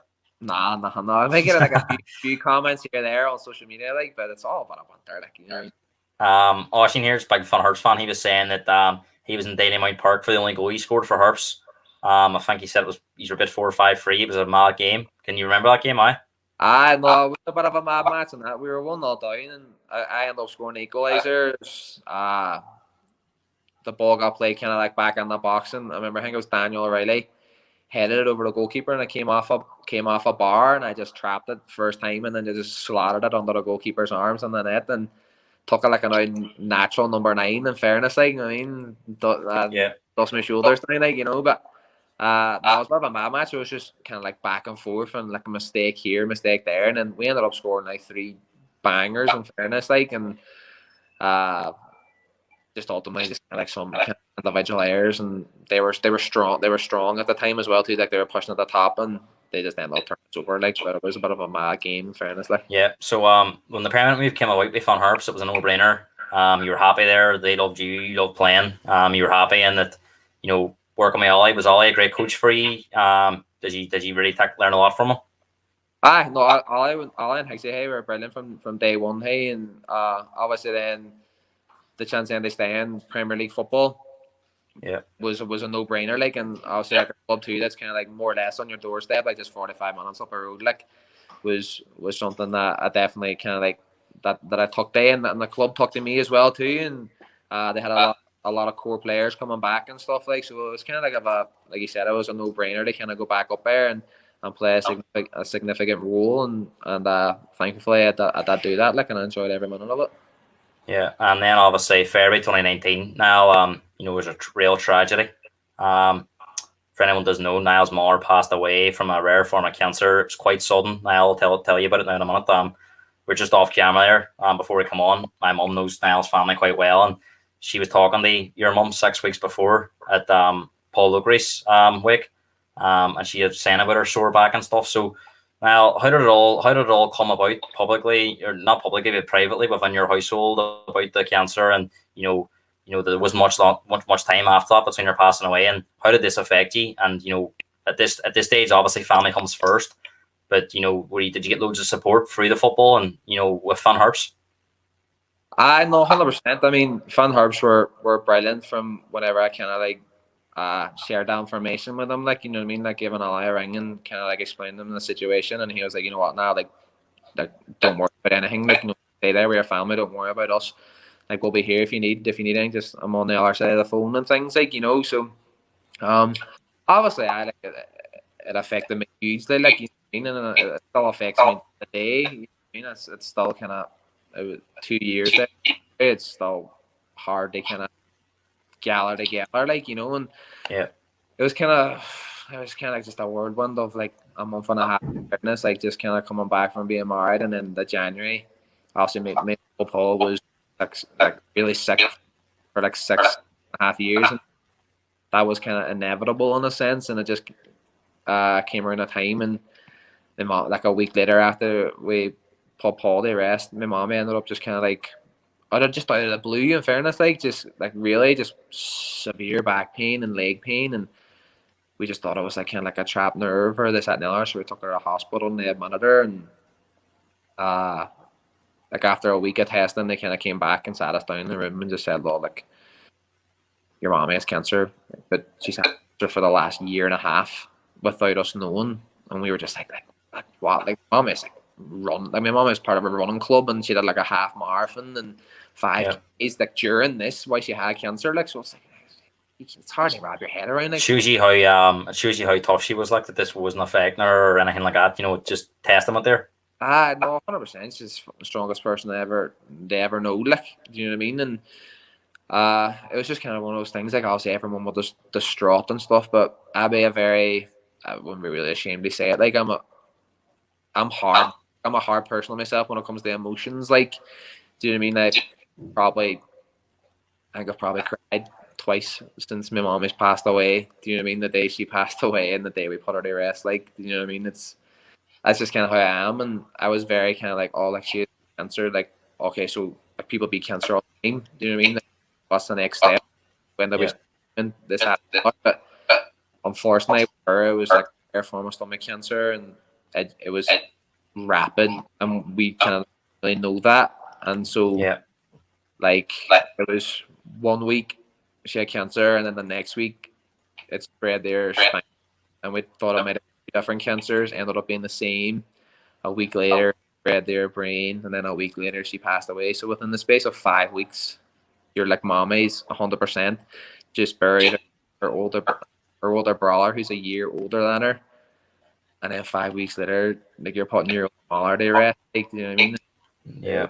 Just, like, mentally, like, even though you're just talking about it, like, it's mad. Like, it's that's what my mom was talking to you about. That it was crazy that she was speaking there at Paul's wake, and she was just saying that, and then she never seen her again. That's how quick it was. You know what I mean? And she read about it in the paper then that day. You didn't really get a chance to kind of breathe in a sense and absorb anything in, because it was just one thing after the other. Like, you were dreading going to the hospital every day because you just felt like you were going to get more bad news.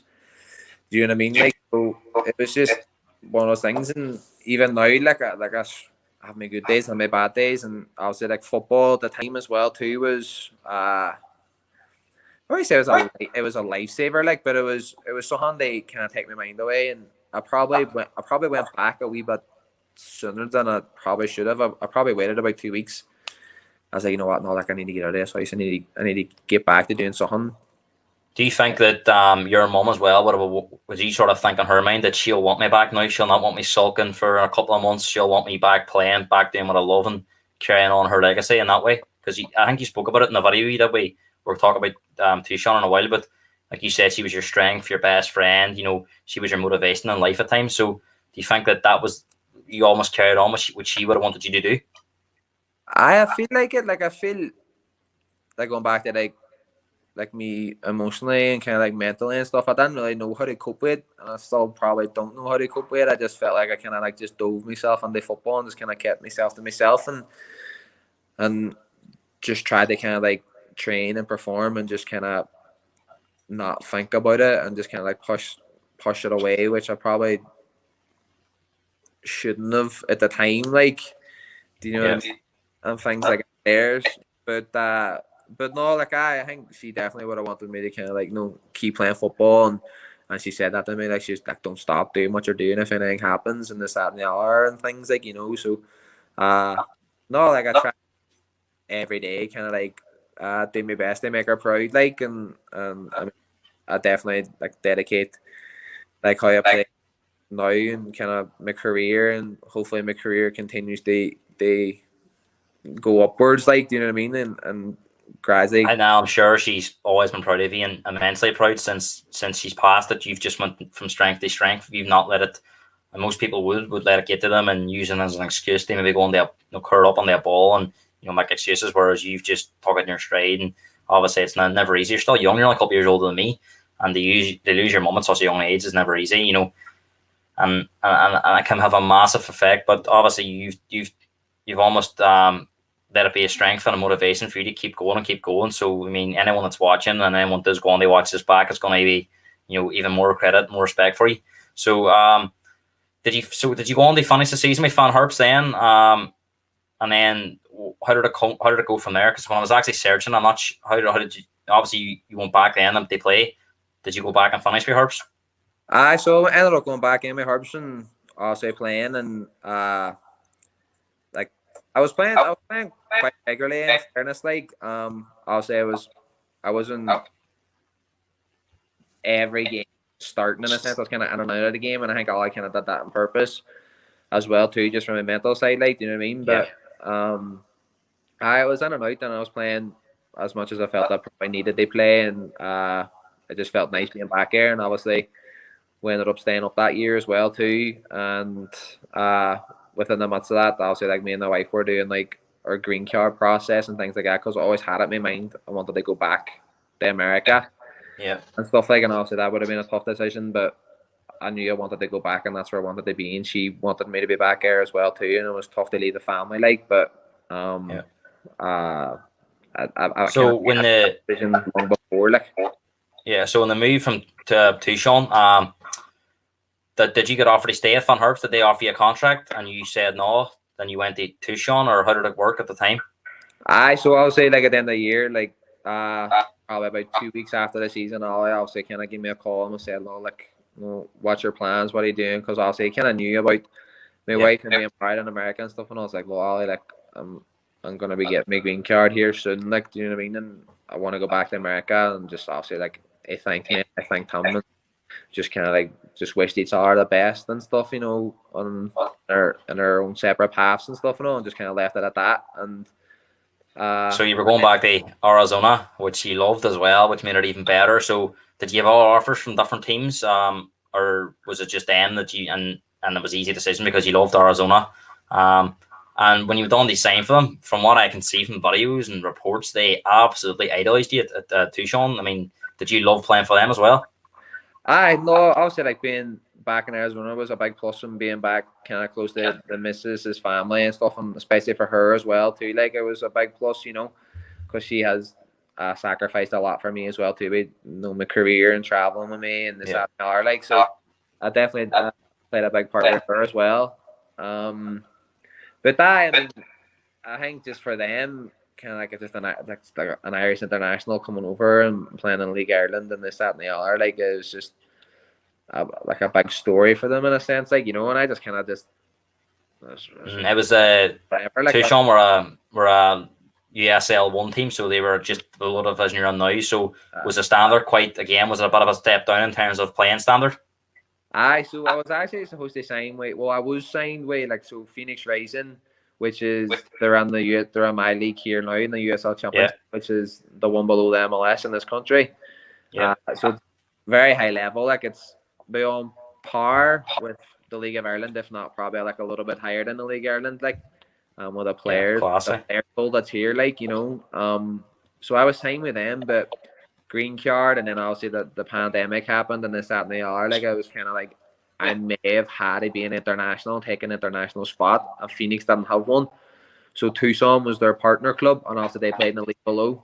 And so Tucson was only 2 hours down the road, and also still professional football full time. But I, like, compared to, like, the League of Ireland, I would have been like playing in, like, the championship, like the second tier in the League of Ireland, like, do you know what I mean? Which I played in, and it's good standard as well too, like, you know. But I feel like my ability, like, I'm comfortable at that level, you know, and within the Tucson, and obviously picked up the captain's armband again, and things like that there, and like played every minute of every game, and kind of like broke a record for the club, and personally did really well, and collectively we did okay. I think we finished like 4th or 5th and stuff, like, you know, which was a strange year, and we were just kind of grateful to play a season, like, you know. But they just talked to me really well, and I talked to them, and I loved it, and had a great relationship with a manager, and still do to this day. I was talking to him a few days ago, and it's a great club, very family oriented club, hey, and they really looked after me and my wife, and I absolutely loved it there, hey, and I hope they going to be very successful. And you went on you had that record. You have the proud record of no one else has it, to Sean, that you played every minute of every game for them. So, you know, that must leave some sort of legacy there for you, that, you know, it's a great achievement that no one else has that, and it's yours, that, you know.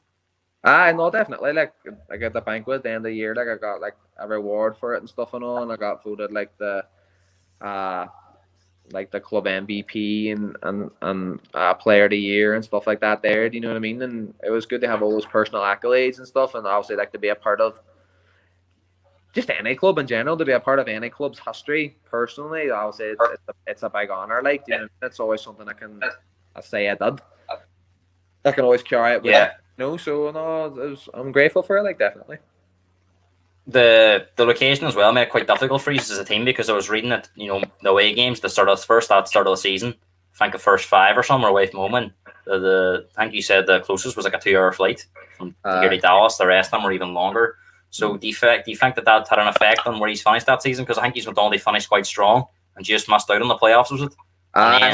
Was that the main reason that when El Paso came in for you, that you had to leave, because it was a big step up? Do you think if Tucson if he's made that step that year up the divisions, you would have stayed there? Well, out here there is no promotion relegation, unfortunately. Like, you know, so right where you finish. Like, you know, if you end up winning the league, you just won the league that year. You know, you start over again the next year.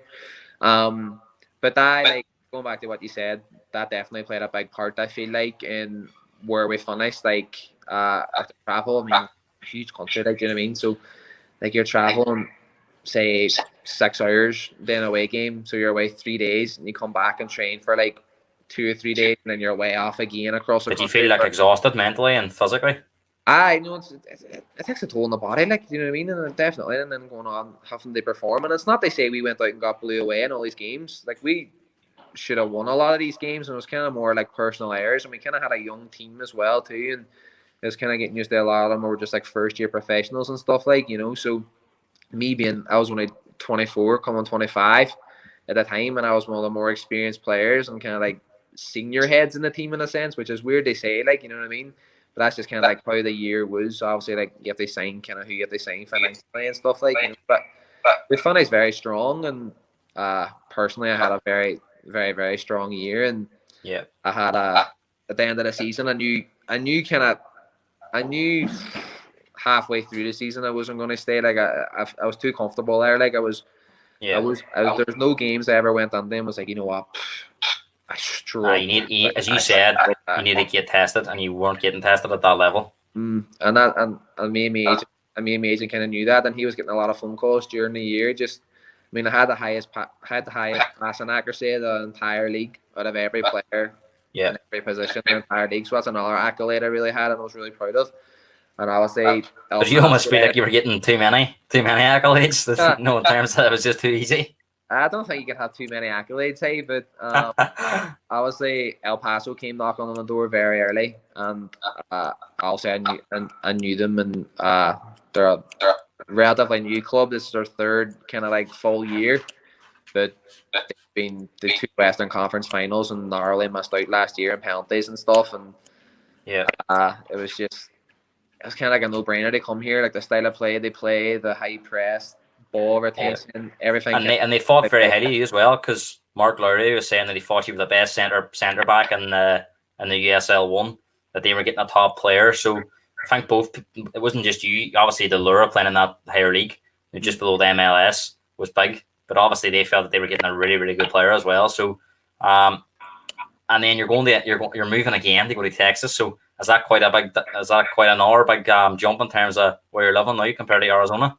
No, not really. Like where we were living, it's only like a 4.5 hour drive down to here. Like so, El Paso's kind of like right on the corner, right on the border there. Like so it's not like a huge drive. Like so, it was grand, and me and the missus were used to traveling and Yeah. stuff, you know what I mean, and it's the first rodeo. Like so, and there's quite a rivalry here with a local and a team that's quite close by. Have you heard all about it? I know you haven't, because it's you'll be getting ready to start the season now. You're in pre-season at the minute, so you've actually not played for El Paso yet, but there's quite a big rivalry with a team close by, is there?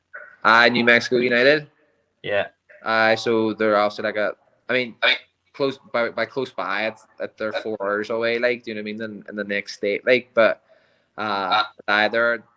they're relatively like they're a big club as well too. Like they haven't been as successful as we've been, but they have like a huge fan base. Like they probably pull on about 10,000 a game. Like, do you know what I mean? Like and we probably pull on about between 7 to 8. So I've been told and I've seen anyway. Like, do you know what I mean? Obviously, I haven't had the chance to play in front of fans yet, or not until May 8th anyway. Like, yeah, the season will be starting now soon. May 8th now we play our first game against New Mexico with a derby game. Like, so it's a great way to start the year off. Like, I mean, hopefully. I take it you're absolutely buzzing to get started. I can't wait. I've kind of had an up and down preseason. In fairness, I'm still kind of on the sidelines here, but I've tweaked my ankle a few times during preseason. Like, do you know what I mean? And I haven't had probably the full flow of preseason that I would have wanted.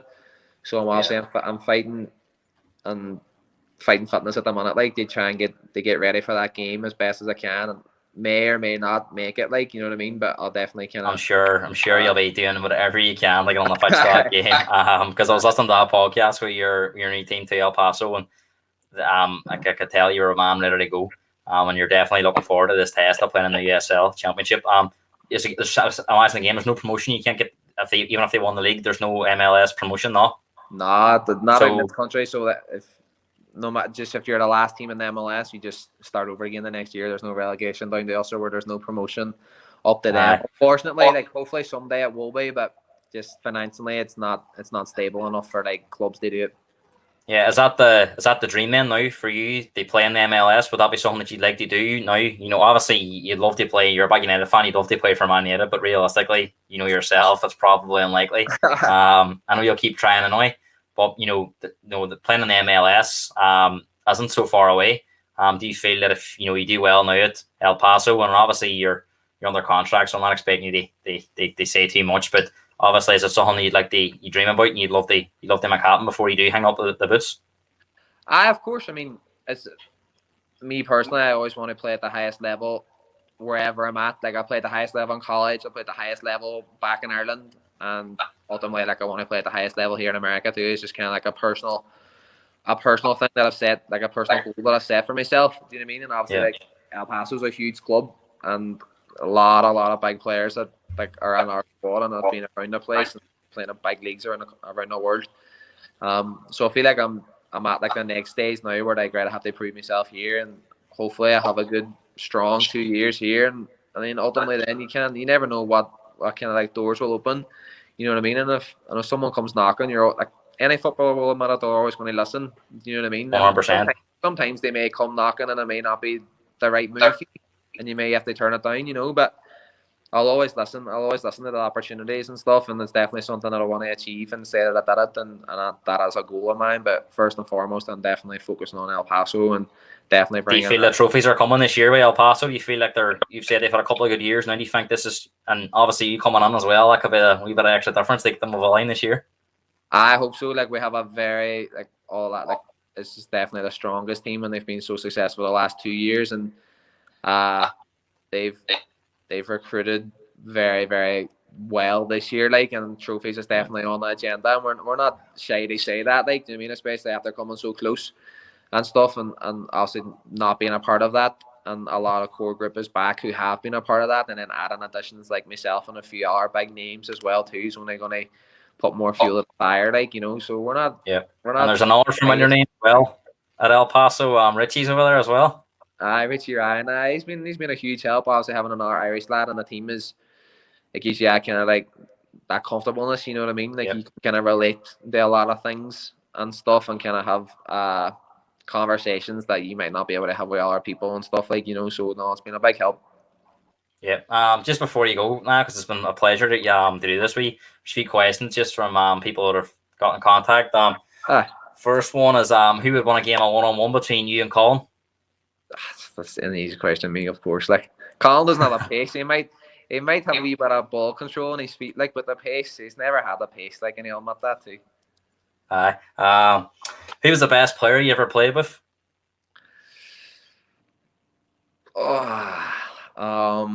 Played with. I would say like Paddy McCord has to be on there. Like, do you know what I mean? Like, even though it was at the tail end of his career when I was at Harps with him, like, and only played with him for a short spell, like, you only have to look at some of the goals that man scored. It's frightening, and he did some of that in training as well too, in games. Like, I would say between him and, I would say whenever I was at Ohio State, the 2 summers I played with a Columbus crew, like they're under 23s in the summer, and I trained with the first team too. And Hugh Guain, that has Brawler, played with Columbus crew for years. Obviously, they both played, like, the 2 Hugh Guains now play together at Inter Miami.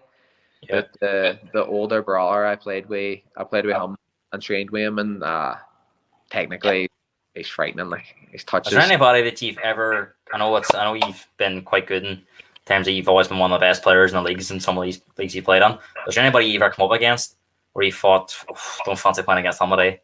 I know maybe you relish it in terms of it's a challenge, but you'd be like, I'm on for a tough game today. A striker or a away player? I feel at the time, whenever I was back with Harps, we played, it was at the time Pat Hoban in the League Ireland. Dundalk, was it? Dundalk, and broke that record for Dundalk for the goal. The man was on, like, everything he touched just turned to gold. Like, and he's strong as an ox. Like, do you know what I mean? Like, I remember we played them in the cup, and I think we were drawn. He came off a bench, and I think he scored.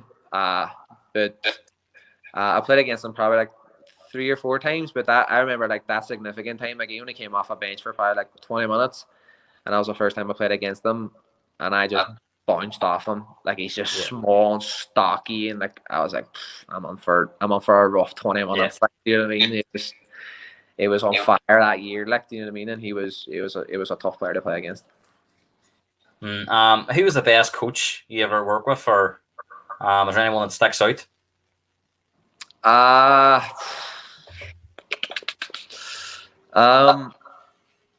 feel like relationship wise, I feel like my manager last year, John Gallus, was a big credit to him. Like, we had a great relationship on and off the pitch, and he's a young manager as well too, just the way Mark is here, and he's a great football head on him, and he's been about he worked under Liverpool as well too, and he was in Spain at Sevilla and things like that too.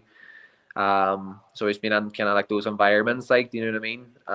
But then also as well too, Mark here, Evan, obviously it's such a short time, they say that he's one of the best managers I've had, but you can see he's very knowledgeable, and he has a great way of playing, and he sticks to that, and he has a philosophy. So I'm looking forward to kind of like getting to see that and getting to play under him a lot more. Like, Colin saying we once he would definitely do you. What was the best piece of advice you ever got in terms of it might have been a coach, it could have been a parent, it could have been a friend, obviously related to football or related to life career? Was there anything that sticks out as well out there that you'd be like, geez, I always think about that now? I think you're probably waiting for one of these, like, oh, this person always said, and you're going to rhyme off a quote here, like, do you know what I mean? But I've never really had that kind of like stand out thing in my life where someone said this, and it's like, oh, I've carried that through my whole life, like, do you know what I mean? I feel like, if anything, it's just kind of like being kind of just not one thing in particular, but more I would say like my family, just how I raised, and the people I've been kind of like fortunate enough to call my family, and how they helped me through life as well too, and just kind of like having that foundation, and just taking snippets from every person that I hold dearly to myself, like, do you know what I mean? And I feel like they just kind of like molded me, and they kind of who I am, and just coming across as that, like, that hard worker and person that, like, talent only takes you so far. Like, you need to have the hard work and also like the personality and the attitude to go with the hard work, like, and sorry, the talent. Do you know what I mean? And again, if anything, I've always kind of hold that value. Like, like talent does only take you so far. Like, you need the personality, and you need the hard work, and you need to be humble, and you just need to kind of like keep your head down and be grateful for things that fall on your way, and ultimately then kind of putting all those together, like the opportunities will come your way, and you just kind of have to seize them when they do, like. 100%. So he's actually this is actually from a one-on-one coach. He's sort of quite here new, but he was saying that ask him, have you ever done like a 1v1 coaching program where you have a specific coach anywhere that you thought do you think that's something that can improve anyone's game? Has it improved your game in any way? Have you ever had a weakness where you've been recommended to do it and that coach has helped you with? Never really like went off on that 1v1. If anything, I'm doing it kind of more now. Also, being hurt and stuff and all. There's a fella here, Robert, owns his own gym, and he really like he takes on like a lot of high profile athletes, like obviously all like a lot of locomotive players would go to him and stuff, and then he has kind of like big NFL players that come and train with him and stuff and all and things like that. So I'm working with him really now, and just always like being like a sponge and soaking it up, and obviously like he's in that profession, he can tell you like your weaknesses, like like you need to work on your hamstring strength. They not get injured here. It's more finer details. I get that. And you need that now that you're moving on to a higher level. Two more here. Just there's one that says even though he's your role model in life, Daniel Lafferty, do you secretly think that you can be a better player than him? Role model, big influence, but I know Daniel's been obviously he's been there and done. Like, do you know what I mean? They speak for themselves and the career he's had, and I'm fortunate enough to call him my cousin as well too. And like just they speak off of like the likes of Colin and Daniel. They're two huge influences in my life, and I was just speaking to them there the other day, just on like Derry and being back home and stuff as well too. Like, but are they kind of like following his footsteps on that, like, and kind of like Well, you've took a completely different path to him, but there's no reason why you can't go on and play in the MLS. And obviously the Premier League's a big thing, but the MLS now is getting bigger and bigger. So you could end up being decorated as well. No, definitely. I mean, I think obviously not many families they have two professional footballers that have went on and done this and that. You know what I mean, and stuff. So obviously be related to each other and have a close family and have a close bond with each other, and then also coming from a town that a lot of people will recognize that and know. Like, if anyone ever hears me, they'll be like, "Oh, Daniel Lafferty, he's my cousin." Like, do you know what I mean? But no, like, definitely, like, that's obviously like a personal goal of mine too, and to go off and to go as high as I can, and to be able to kind of say, "Oh, I played in the Premier League," but do you know what I mean? Like, it's not the. But no, it's something I'll definitely hold true to myself, and hopefully I can do that. And it's nice to be able to just kind of like bounce things off each other and kind of have a relationship on like experiencing this in your career, or how did you do this, and maybe two different paths, but the same, like the same. You know what I mean? Yep. And at the moment, you certainly seem to be on the right path in terms of your work, and you're progressing up through the leagues. And I have no doubt from speaking to you that you've got every chance of playing in the MLS. And I think it'll be in the near future more than down the line. I think it could be something that happens within the next year or two. Honestly, I think the moves will come for you if you keep at it. Obviously, this year's going to be a big one for you in the championship. But if you have a really, really strong season, they'll be queuing up for you. And the last one is obviously just as for anyone that is watching, young players especially, is there any advice you would give to them in terms of if there's an opportunity to go to America? Is it something that you would highly recommend for everyone? 100%. I mean, it's the best decision I ever made. I mean, and it's especially I would give the advice as well. Like, if it's people who are kind of flirting with ideas, they take you out of comfort zone as well. Do you know what I mean? A lot. Like, you're not like going over to England where you kind of may have that little bit of stability of family coming over to see you and things. Like, you're going halfway across the world, and you kind of have to fend for yourself a little bit too. And I'm mature.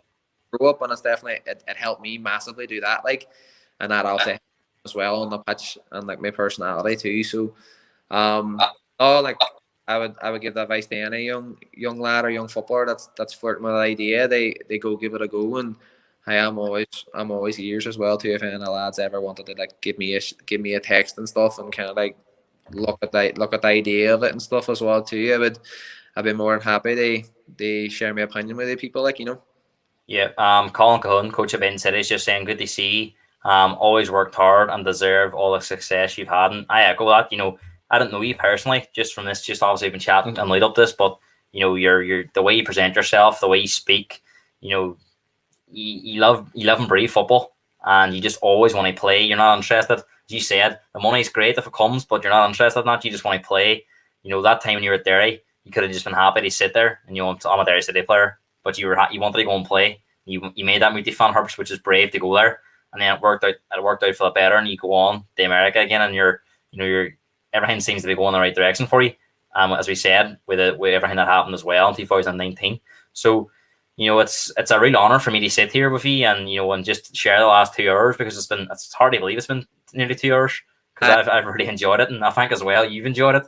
And we've had some great crack here, and there's been some great comments. And just before you go, I suppose, is there anybody you want to say hello to, or anyone that's watching that you've been talking to or anything like that there that you want to say hello before I go? I know. Obviously, like Colin, I know Colin well as well too. Nice to see like all the comments as well too. The lads, go on and ask questions and things. It's always nice to kind of hear from people, and I love doing things. I guess I love answering questions, and just kind of like love obviously like sharing my story, and just obviously big credit help as well too, and bringing me on. I know I thoroughly enjoyed it, hey, and obviously. I'll be keeping tabs with all your podcasts as well too, with our calling and listening in. But hey, if you ever want to do more, just shoot me a message, and I'll be happy to be obliged. I love doing things like this, and I really appreciate the show. Like, I appreciate that, Niall. It was great to have you on. I think the next time I do have you on, we'll maybe have you on a more formal, informal bit in terms of the podcast regularly. It's a fan sort of thing, so we'll just have you on as a United fan and maybe asking you how about United and how things are. I know there's massive protests about the Glazers at the minute. I'm sure you'd have a lot to say. So we'll definitely have to get you on another time, maybe even with Colin, as you're two big United fans, and it'd be great to have you on to hear your views. And as I said, just thanks for doing this. A lot of people's going to hear your story. And I think for you, it's someone that's we always associate local footballers, but no one really, because you're out in America, maybe people aren't hearing about your story, or you aren't on the news as much. I'm sure now everyone that's watched this is going to be looking out for you more. And the fact you're progressing up through the leagues as well, you're going to be even more popular, and you'll probably have more Derry reporters coming to you and stuff, and they'll be doing more stuff. So if anyone as well, subscribe to the El Paso Locomotive podcast. What's it called again? The El, I believe it is. Yeah, fan base there. So you could be on that again as well, and I'm sure they have a YouTube channel. They might catch you doing stuff on that as well. But Niall, thanks very much. Really enjoyed it, and top man for doing it. Thanks very much. Cheers, Gareth. Appreciate it, pal. Chat to you soon, sure.